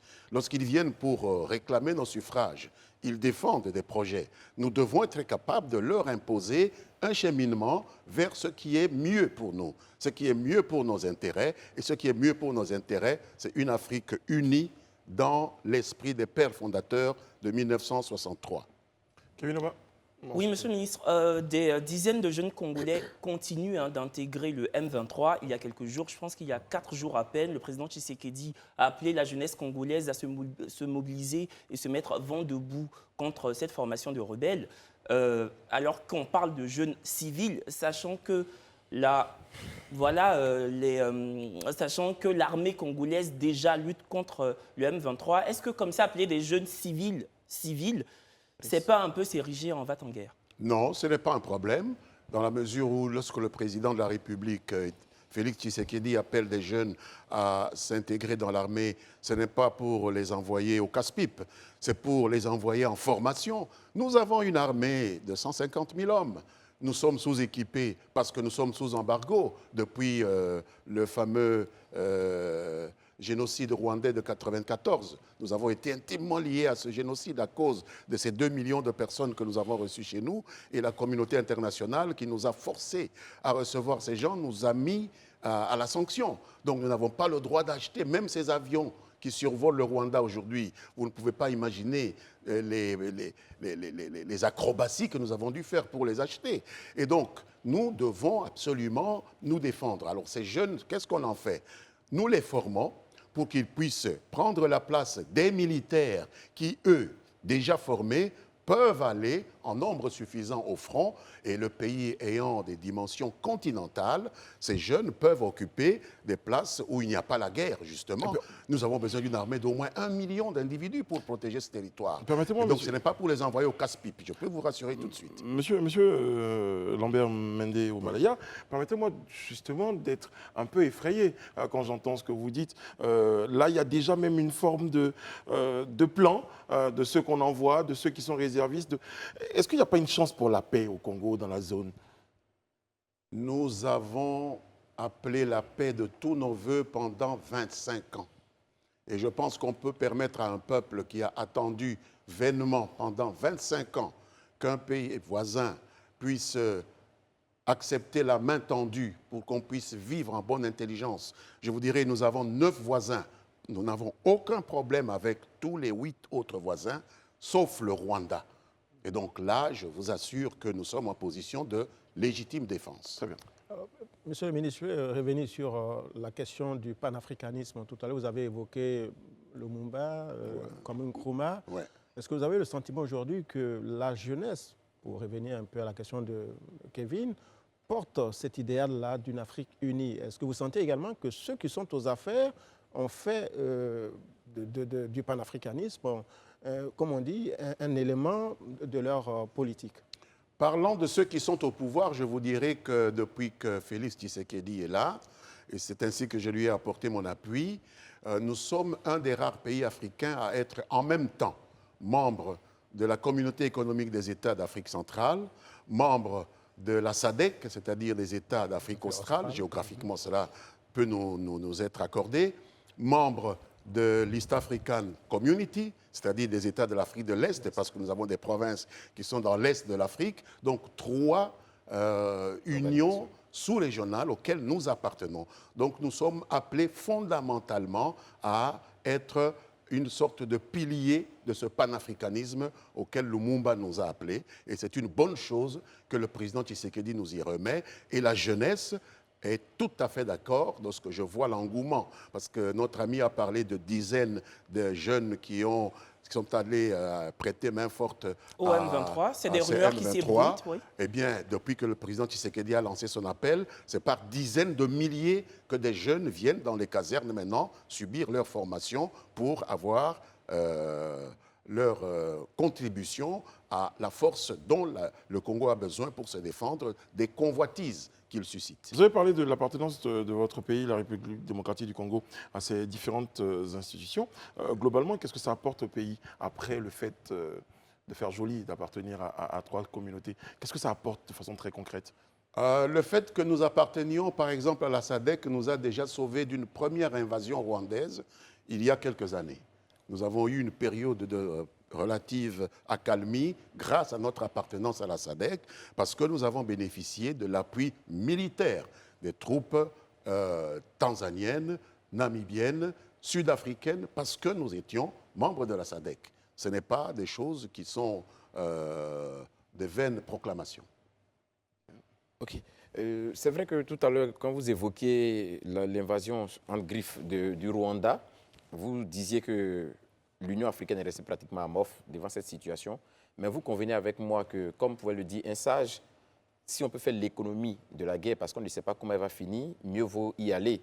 Est-ce que vous ne pensez pas que vous pouvez vous donner des moyens, même aller au niveau aux Nations Unies, poser le problème pour qu'on tranche définitivement, plutôt que de peut-être, comme vous le dites, faire appel aux jeunes sur les drapeaux pour essayer d'engager des combats de façon frontale avec le Rwanda?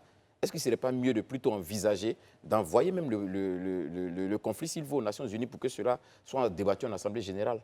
Nonobstant le fait que 25 ans après, on aime noter que vous avez fait beaucoup d'efforts pour pas qu'on arrive à ce qu'Élysée a décrit là. Cher ami, c'est en désespoir de cause que nous en sommes arrivés à souhaiter que le président appelle à cette mobilisation. Il a été aux Nations Unies, il a fait cet appel et dans son discours, lorsqu'il est allé à New York il y a à peine quelques semaines, il a simplement demandé aux Nations Unies de mettre sur la table du Conseil de sécurité un rapport d'experts que les Nations Unies avaient commis pour enquêter sur la présence rwandaise au Congo. Ce rapport est clair, il y a des militaires rwandais au Congo, mais jusqu'aujourd'hui, les Nations Unies n'osent pas débattre de ce rapport. Alors, excusez du peu, mais on peut désespérer et souhaiter se défendre soi-même parce que la Société des Nations n'a plus envie de nous défendre. Nous avons l'impression d'avoir été abandonnés. Monsieur Lambert Mende Omalaya, merci d'avoir été en notre compagnie. C'est moi. Un message, certainement. Le message que je peux apporter, c'est d'abord un message de remerciement d'abord à mes amis ivoiriens qui nous ont reçus ici avec beaucoup de gentillesse et beaucoup de convivialité. Nous avons passé 3 jours inoubliables avec d'autres administrateurs de sociétés africaines qui sont venus ici. Moi-même, j'ai décidé de faire encore 2-3 jours pour visiter un peu la Côte d'Ivoire, que je visite pour la première fois.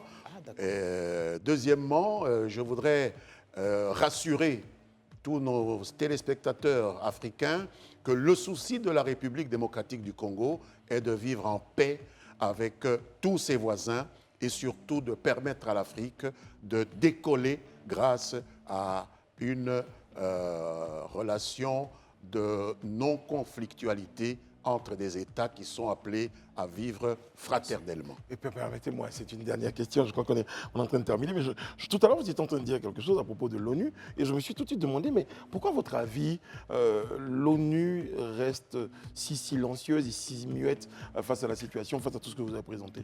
L'impression que nous avons à Kinshasa, c'est que les Nations Unies sont en quelque sorte pris Dans un étau?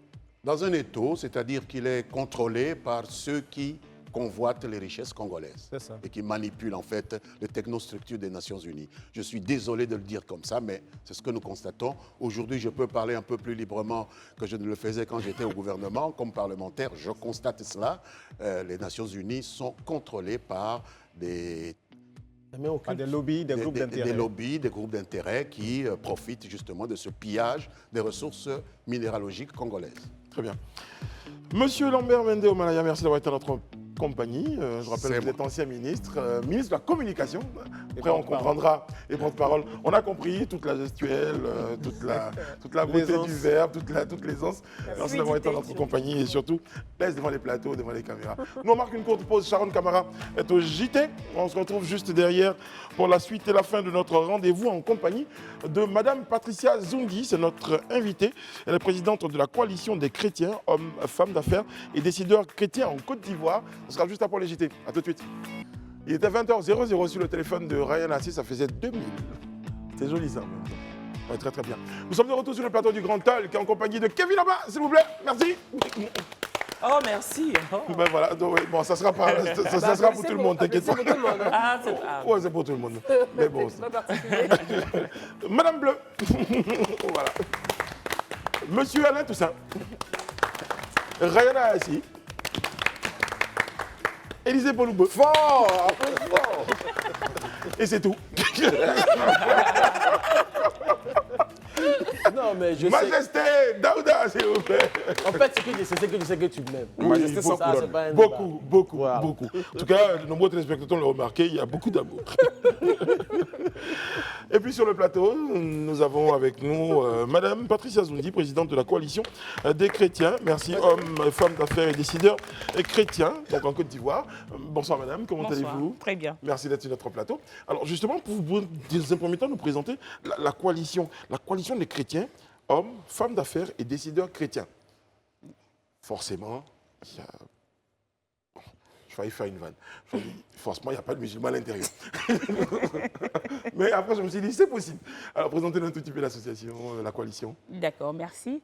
Déjà, la coalition a été une intuition du père fondateur de la communauté Mère des Divines Amours, le docteur Jean-Emmanuel Clément Akobé, qui a eu cette idée-là de rassembler en fait les hommes d'affaires qui venaient le voir régulièrement, justement parce qu'ils avaient des difficultés. Et il en a partagé l'idée avec un petit groupe autour de lui. Et ça a pris forme. Aujourd'hui, la coalition internationale est représentée par Mme Mariam Daou Gabala. Moi, je suis la présidente pays. Et la coalition aujourd'hui présente dans plus de 15 pays. Et elle permet en fait à ces chrétiens-là, hommes et femmes d'affaires, de pouvoir réseauter, de pouvoir faire des affaires ensemble et de pouvoir développer des activités. Voici présenter succinctement cette coalition-là. Bon. Je ne maîtrise pas trop le sujet des chrétiens, mais... Laissez ça, on a laissé. Non,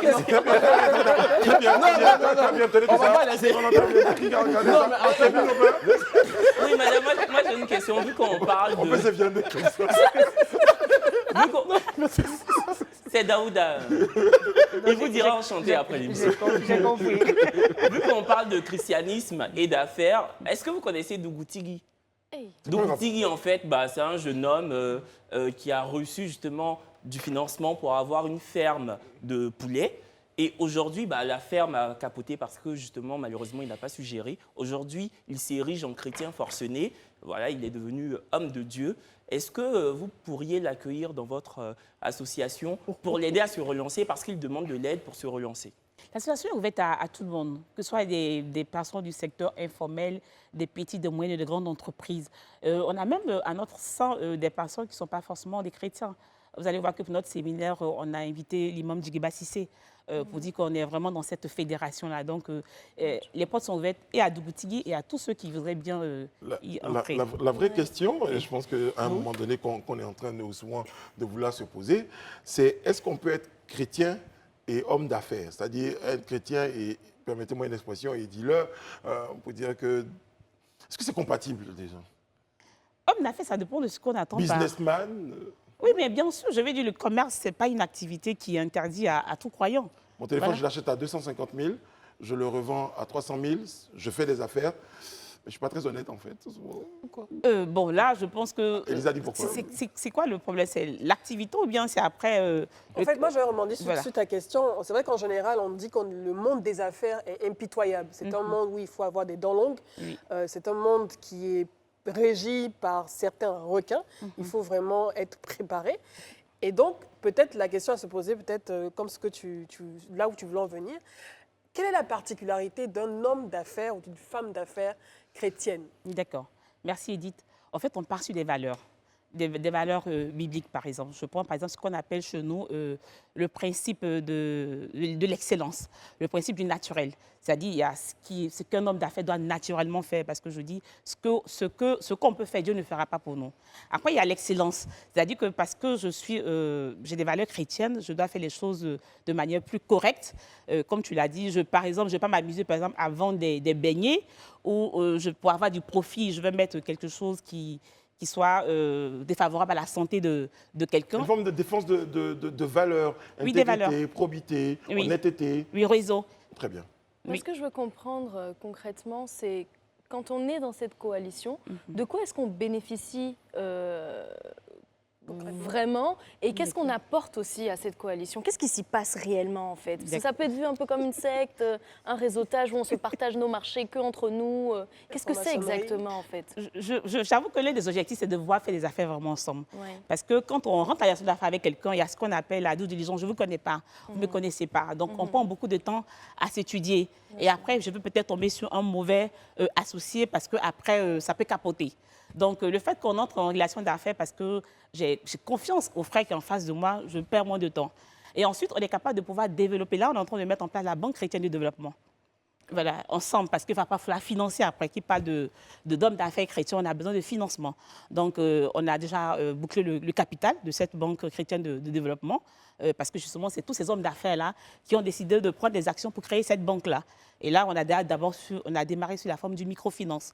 Donc, il y a aussi certains qui viennent avec une idée d'école, comme on est en train de le faire maintenant, mais qui ont besoin que d'autres hommes d'affaires prennent des parts pour pouvoir lancer l'initiative. Donc, c'est un peu comme ça qu'on fonctionne.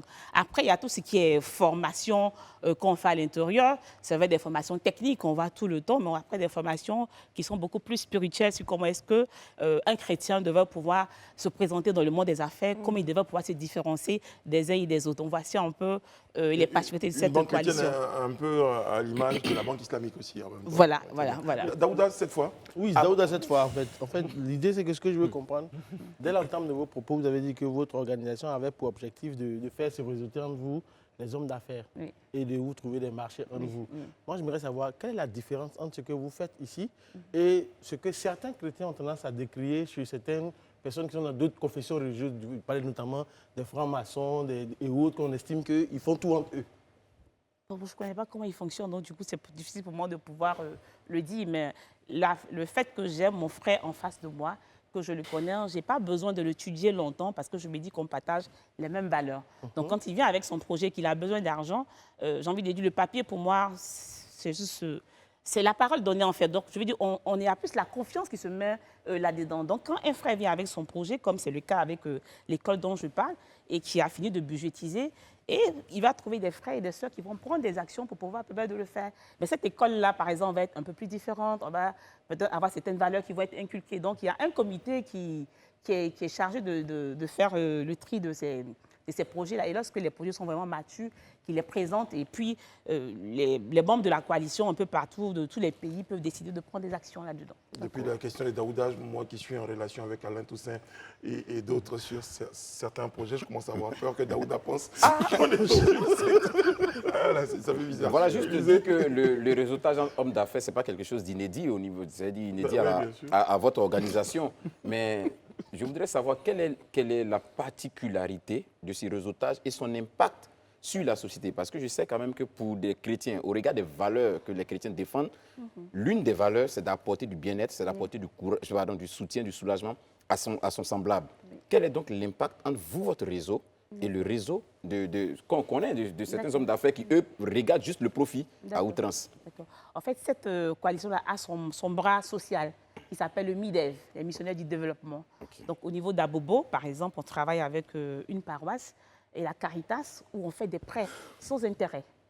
Voilà, à des personnes, on va dire... vulnérables, des prêts allant de 20 000 francs jusqu'à 500 000 francs, mais où les personnes peuvent rembourser 100 francs, 200. Donc, avec la Caritas qu'on travaille pour qu'elle, c'est elle qui identifie ces personnes-là puisqu'elle les connaît mieux et c'est elle qui fait aussi les recouvrements. Donc, je pense qu'on a quand même un bon taux de recouvrement de 98%. Je lis quelque chose.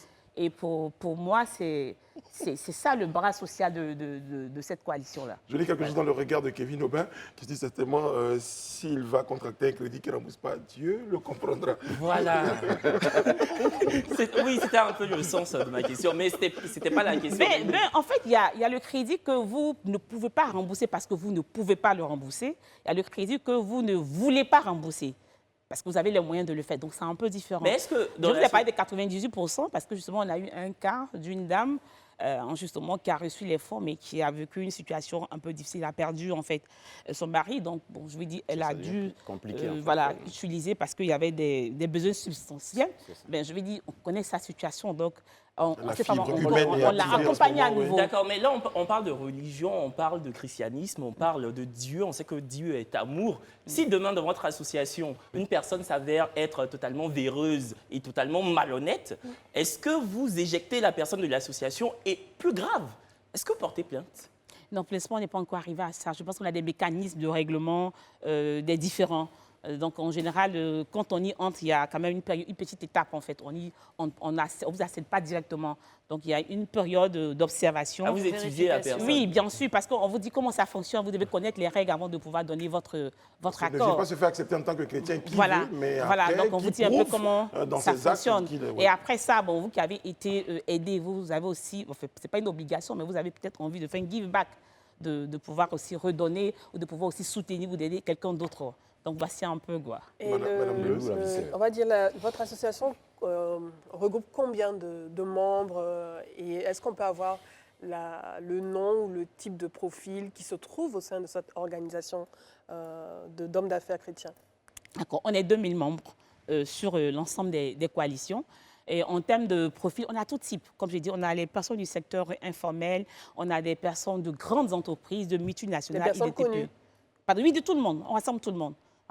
Parce que c'est aussi ça, en fait. Tout le monde doit pouvoir se retrouver. Et puis, les affaires, ce n'est pas seulement que, je vais dire, un segment d'entreprise. Voilà, c'est tout le monde, c'est tous ces segments-là qui participent à l'écosystème économique. Donc, on ne peut pas seulement dire qu'on a les grands, on a les petits, il y a le secteur informel. Donc, c'est en fait... Mais vous enregistrez combien de membres aujourd'hui au sein de votre association en Côte d'Ivoire? Sur la Côte d'Ivoire, on a 500. C'est là qu'il y a le plus grand nombre de membres, puisque c'est ici que la coalition a Et comment faire pour y commencé. adhérer? Quelles sont les informations à donner, les documents à remplir pour pouvoir rentrer dans cette D'accord.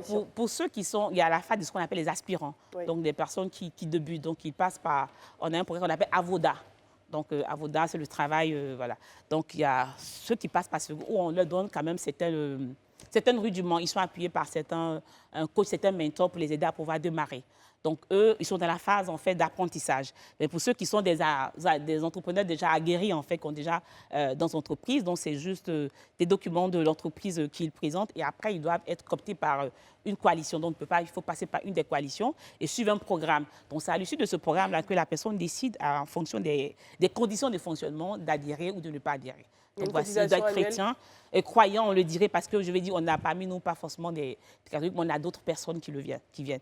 Mais comme on part de la Bible comme étant le fondement, ça peut vexer peut-être quelqu'un qui ne l'est pas. Donc, c'est beaucoup plus simple. Mais à part ça, on n'est pas... C'est ouvert à toutes les confessions religieuses. Oui. À tout le monde. D'accord. Moi, ce que je voudrais comprendre, c'est que vous avez parlé de la Côte d'Ivoire, 500 membres et donc 1500 membres répartis dans d'autres pays. Oui. Comment se passe la collaboration entre les différents chefs d'entreprise ou entrepreneurs qui sont à l'extérieur et en Côte d'Ivoire? Est-ce qu'ils investissent ici? Comment ça se passe? D'accord. Déjà, on a une coalition internationale qui est chapeautée par Mme Mariam Daougambala. Et dans chaque pays, on a des représentations. Voilà, donc on a une plateforme, donc on a des plateformes numériques. Donc aujourd'hui, quand un membre de la coalition du Burkina descend en Côte d'Ivoire et qu'il a besoin d'être appuyé, il peut directement venir à la coalition. Et ici, il peut facilement avoir accès à moi ou Mme Dao qui peut facilement mettre son réseau à contribution pour lui permettre de pouvoir avancer. Donc c'est ça, ces facilitations-là. Donc on a vraiment une plateforme sur laquelle on se réunit et on a des événements. Par exemple, chaque année, donc, comme ça va se faire le 19 et 20 décembre, on a le séminaire international. Donc, toutes les coalitions descendent sur Abidjan et on a cette grande rencontre à l'Hôtel Ivoire. Et on a notre 5e édition. On a autour de 1800 participants pour On aura l'occasion, à la fin de l'entretien, de donner plus de détails concernant cette rencontre. Alain. Je voulais juste revenir sur la banque que vous avez évoquée en début d'entretien. Je peux avoir une idée du capital? Est-ce que c'est une microfinance? Enfin, c'est juste une institution financière ou vraiment une banque? L'idée, c'est de créer une banque, mais on a décidé de passer par la phase en fait, de la microfinance d'abord avant d'avancer. Donc, le capital qui avait surtout de 5 milliards. D'accord. Et vous les levez, vous les mobilisez comment? C'est déjà mobilisé. C'est les membres de... Oui, c'est des actions. Ce sont des cotisations. Non, c'est des actions. Vous devenez actionnaire dans... Vous prenez des actions. Vous avez obtenu l'autorisation de la banque Oui, bien sûr. centrale. Bien sûr. C'est pour ça que je dis qu'on est passé d'abord... Donc, c'est la Banque chrétienne de développement. En plus, c'est la microfinance. Voilà, donc, on a le capital est éventuellement libellé. Et donc, on passera par la microfinance et après, on ira étape sur... Tout à l'heure, vous avez... qui vous a inspiré? Vous avez prononcé... Non, parce que ce n'était pas, mon idée, donc je ne vais pas m'approprier l'idée, en fait. Donc, c'est vraiment parce que beaucoup d'entrepreneurs qui m'ont parlé de financement. Et bon, le fondateur avec cette vision de cette banque-là, qu'elle est une banque de support. Donc, c'est vraiment son idée. Et nous, on y a travaillé à pouvoir la mettre en œuvre. Alain, terminé. Tout à l'heure, vous avez prononcé un mot qui m'a rassuré. Vous avez parlé de croyants. Oui. Voilà, plutôt que de oui, chrétiens. de croyants, si, parce qu'on a comme l'impression que vous choisissez ceux avec lesquels vous allez travailler. Mais quand une personne s'adresse à votre institution, quel document elle présente? Un certificat de baptême ou d'adhésion à une église? Voilà, je veux savoir comment est-ce que... Non, il n'y a pas de document en fait, sur sa chrétienté. Donc, il est croyant, les chrétiens, ils nous le disent. On le prend. Il n'y a pas de cadeau de baptême ou de document à donner par sa paroisse. Donc, celui qui serait de confession musulmane peut-il oui, bien sûr, comme je vous le disais, dans chacun de nos événements, on invite effectivement des différentes communautés. On avait les Juifs. Je parle de la banque en particulier. Non, la banque, tout le monde peut prendre des parts dans la banque. Donc, je veux dire, que vous soyez chrétien pour prendre des parts dans la banque. Donc, on la présente en priorité parce que c'est ceux qui connaissent la coalition qui peut prendre plus de risques, en fait. Voilà, qui peut prendre plus de risques. Sinon, c'était ouvert à tout le monde, que ce soit des personnes croyantes ou non croyantes. À l'inspiration, c'est les conditions, parce qu'il est probable que vous aperceviez un jour, quelque part, un monsieur, Daouda Koulibaly, qui viendra se présenter en tant que chrétien. Non, ça, c'est pas... Non, pour la banque, il n'y a pas de distinction. Voilà, donc, la banque est ouverte à tout le monde. Faites attention tout de même, quand même. Mais je précise, c'est pas encore sous la forme d'une banque, c'est une microfinance. Donc l'idée, c'est d'aller vers la Banque chrétienne de développement. C'est le nom qui a été donné. Voilà. Merci. Voilà, c'est ça. Donc je faisais la prison pour ne pas que la Banque centrale vienne me demander l'agrément demain. Vous avez lancé une solution de transfert d'argent dans le milieu rural. Comment se porte le projet? Le projet va bien. J'ai fait ce qu'on appelle l'exit. Donc j'ai été racheté par un groupe, voilà, donc qui est en train de s'installer en Côte d'Ivoire.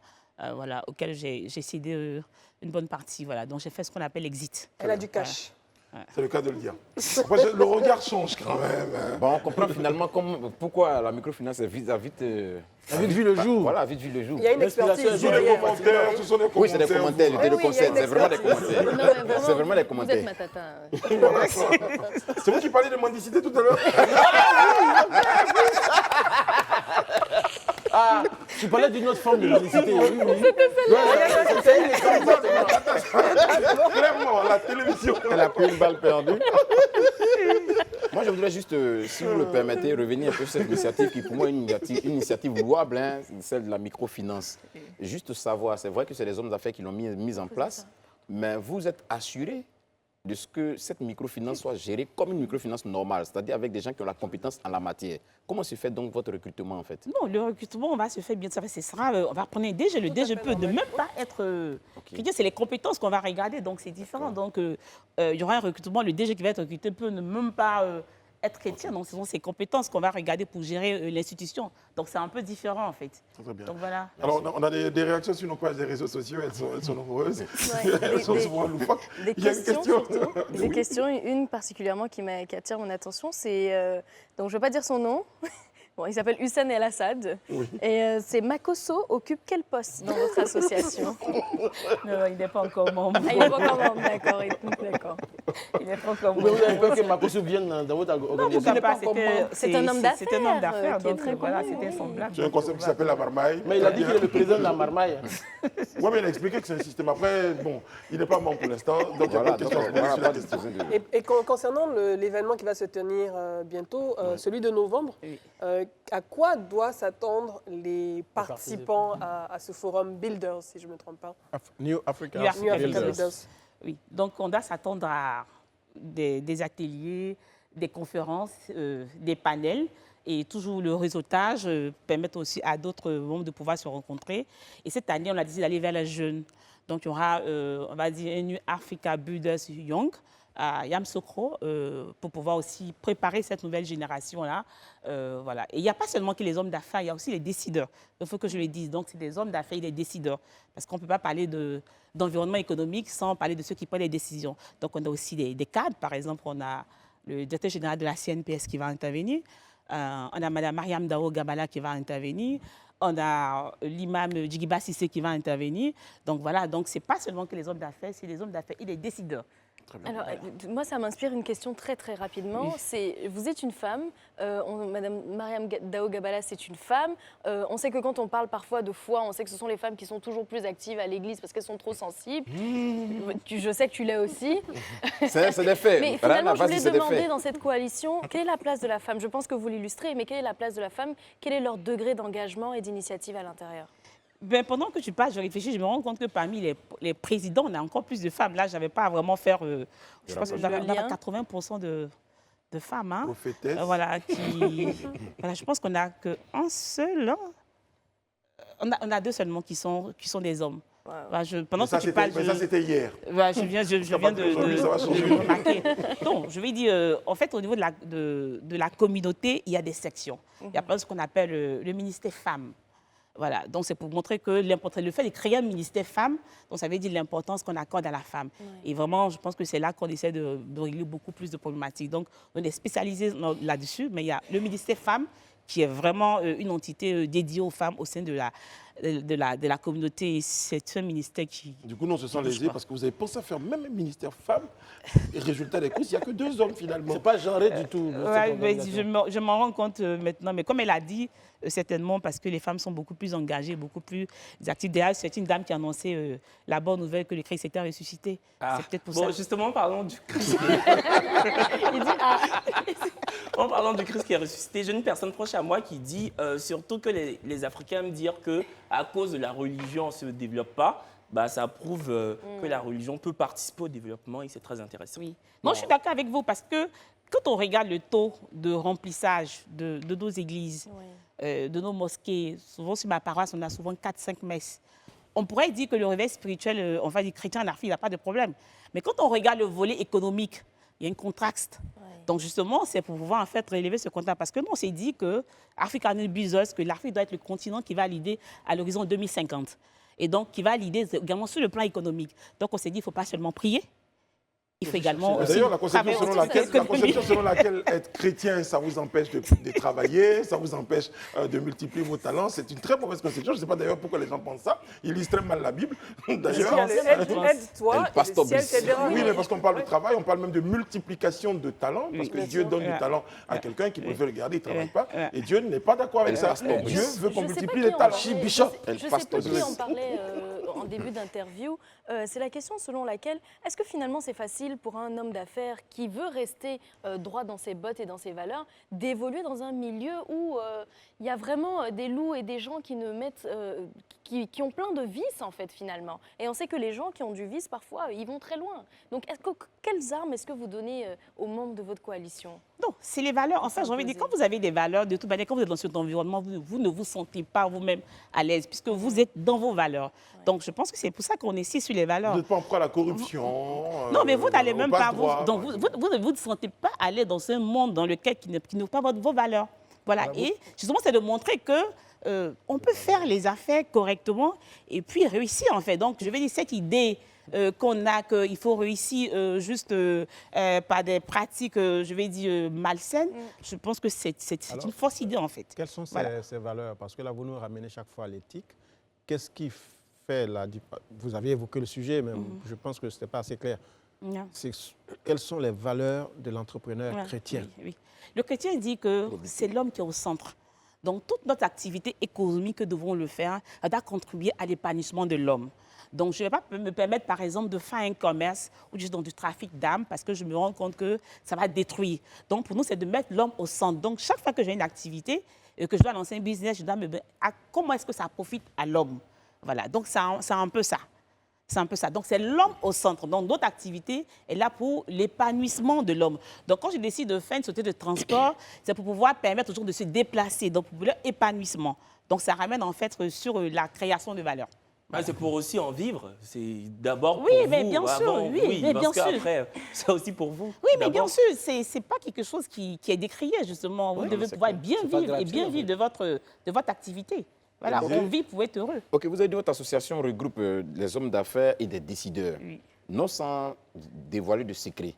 Est-ce que vous pouvez nous garantir ici qu'il y a des décideurs, quand il y a des décideurs au niveau étatique, hein, que ce soit des ministres, que ce soit des, je ne dirais pas présidents, que ce soit des ministres, le président connaît déjà, bon, les ministres ou bien des députés ou des préfets, bon, en fait, ceux qui sont dans l'administration, est-ce que vous nous garantissez qu'il en existe dans votre association? Oui, au niveau, pas forcément au niveau décideurs, oui, décideurs, il y en a. Au niveau décideurs, il y en a. Même au niveau de la communauté, au niveau décideurs, il y en a même des ministres au niveau de la communauté, mais pas au niveau de la coalition. Mais au niveau décideurs, au niveau de la coalition, nous en avons. Ok, merci. Très bien. Oui, enfin, vous parliez tout à l'heure d'éthique, justement, Alain l'a soulevé.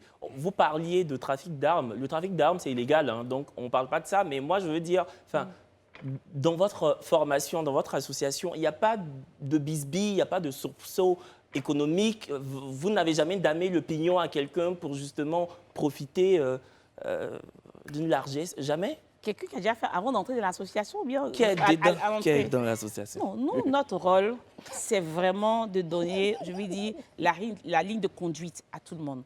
Maintenant, après, on ne fera pas la police. Celui qui va lui faire un faux deal on ne fera pas la dos, police c'est derrière quelqu'un, mais en hein. même temps, je me dis, même quelqu'un qui a eu un parcours un peu bizarre a toujours la possibilité de revenir. Dieu est miséricordieux. Très bien. Voilà. Mais c'est surtout que Dieu le suivait. L'association ne le suivait pas, mais Dieu il est le suivait. miséricordieux, mais on ne va pas faire la police derrière quelqu'un, après, c'est infantiliser la personne. Et quelles sont les ambitions de votre coalition? Vous avez parlé d'une banque chrétienne de développement avec 5 milliards de capital. Comment votre coalition se projette? Et dit, je précise, il ne faut pas que la BCAO vienne, hein. Ce n'est pas encore pris la forme. Donc l'idée, c'est d'arriver à la banque. Microfinance, je précise, microfinance. La BCAO nous regarde, microfinance. Voilà. Comment vous vous positionnez? Comment vous voyez votre organisation dans les 10 prochaines années? Quelles sont vos ambitions? La question peut-être devrait dû te répondre par Mme Dao Gabala, parce que c'est elle qui est la tête pensante. Qui est la tête pensante, qui est la présente internationale. Mais comme je suis un peu proche d'elle, je peux par exemple me permettre de donner nos ambitions. Bien en fait, sûr. sur Voilà, sur les, donc, parce que j'ai 2 questions pour terminer. Donc, la première, c'est vraiment d'arriver à cette banque-là. Je pense que c'est une des premières ambitions. Deuxième, c'est de pouvoir développer de grosses entreprises, en fait, où chacun pourrait prendre des parts. Donc, ça, est le travail avec Mme Yao Madeleine. C'est une dame aussi. Et le troisième, vraiment, c'est de permettre que chacun puisse avancer au niveau de cette coalition. Donc, il y a des personnes, par exemple, à qui on fait les prêts. À faire les prêts, les tout petits, les frais, c'est des prêts sans intérêt. Donc, on les donne juste, et puis après, ils remboursent pour permettre aussi de rembourser à d'autres personnes. Et bien d'autres. En tout cas, on sera Yom Soko pour en savoir davantage. Alain? Elle a répondu en partie à ma question. Oui. Les prêts à taux zéro? Oui, ça, c'est le bras social de la... Bras social. Donc, c'est vraiment limité. Donc, on va dire c'est de 0 à 500 000 francs. Et donc, comme c'est difficile pour nous de pouvoir aller directement identifier, on va en synergie avec voilà, certains groupements comme les Caritas qui savent faire la sélection de ces personnes et à qui nous remettons les fonds et qui accompagnent ces personnes-là, qui font des remboursements de 100 francs, 100 francs, 100 francs. Alain, Voilà. Alain, c'est le bras social. Oui, c'est le bras social. Voilà. Mais viens-vous les gens en costume. Madame, moi,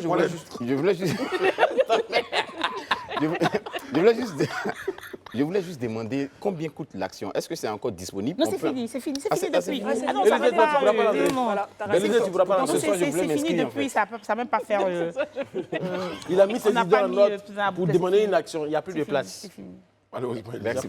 Mais rassurez-vous, peut-être que je suis en train de monter une banque avec elle. Mais après, on pourra avoir peut-être d'autres augmentations. Je sais pas. Il pourra avoir d'autres projets. Peut-être que donc- vous allez rentrer en bourse dans quelques années, pourquoi ça. pas. Ah oui, pourquoi pas. Voilà. Donc, Madame Patricia Zondi, merci beaucoup d'avoir été en notre compagnie. Je rappelle, vous êtes présidente de la coalition des chrétiens, hommes, femmes, d'affaires et décideurs chrétiens en Côte d'Ivoire. Donc vous serez en rencontre à Yamoussoukro. à l'hôtel Ivoire À l'hôtel d'abord. Ivoire Voilà, d'abord. l'hôtel Ivoire, Et les ensuite- 19 et le 20 juillet. Donc on attend 1800 personnes. Ouais. Et puis après, on ira à Yamoussoukro à la rencontre de la jeunesse. Très très bien. Ce soir sur le plateau des Grands Talks, nous avions Kevin Aubin, Madame Ménide Broubleu, Monsieur Alain Toussaint, Rayana Assi, Élisée Boloubeu et bien sûr Sa Majesté Daouda. Eliane Lago qui réalisait ce numéro du Grand Talk. Dans son verre, on peut dire qu'est-ce qu'il a posé. Et il y avait Daouda. On a été très heureux d'être en votre compagnie. Restez avec nous. Demain, on sera présent sur ce plateau. Prenez soin de vous et des autres. Et Dieu veille sur vous, qui veille sur la côté. Élysée, fais-le.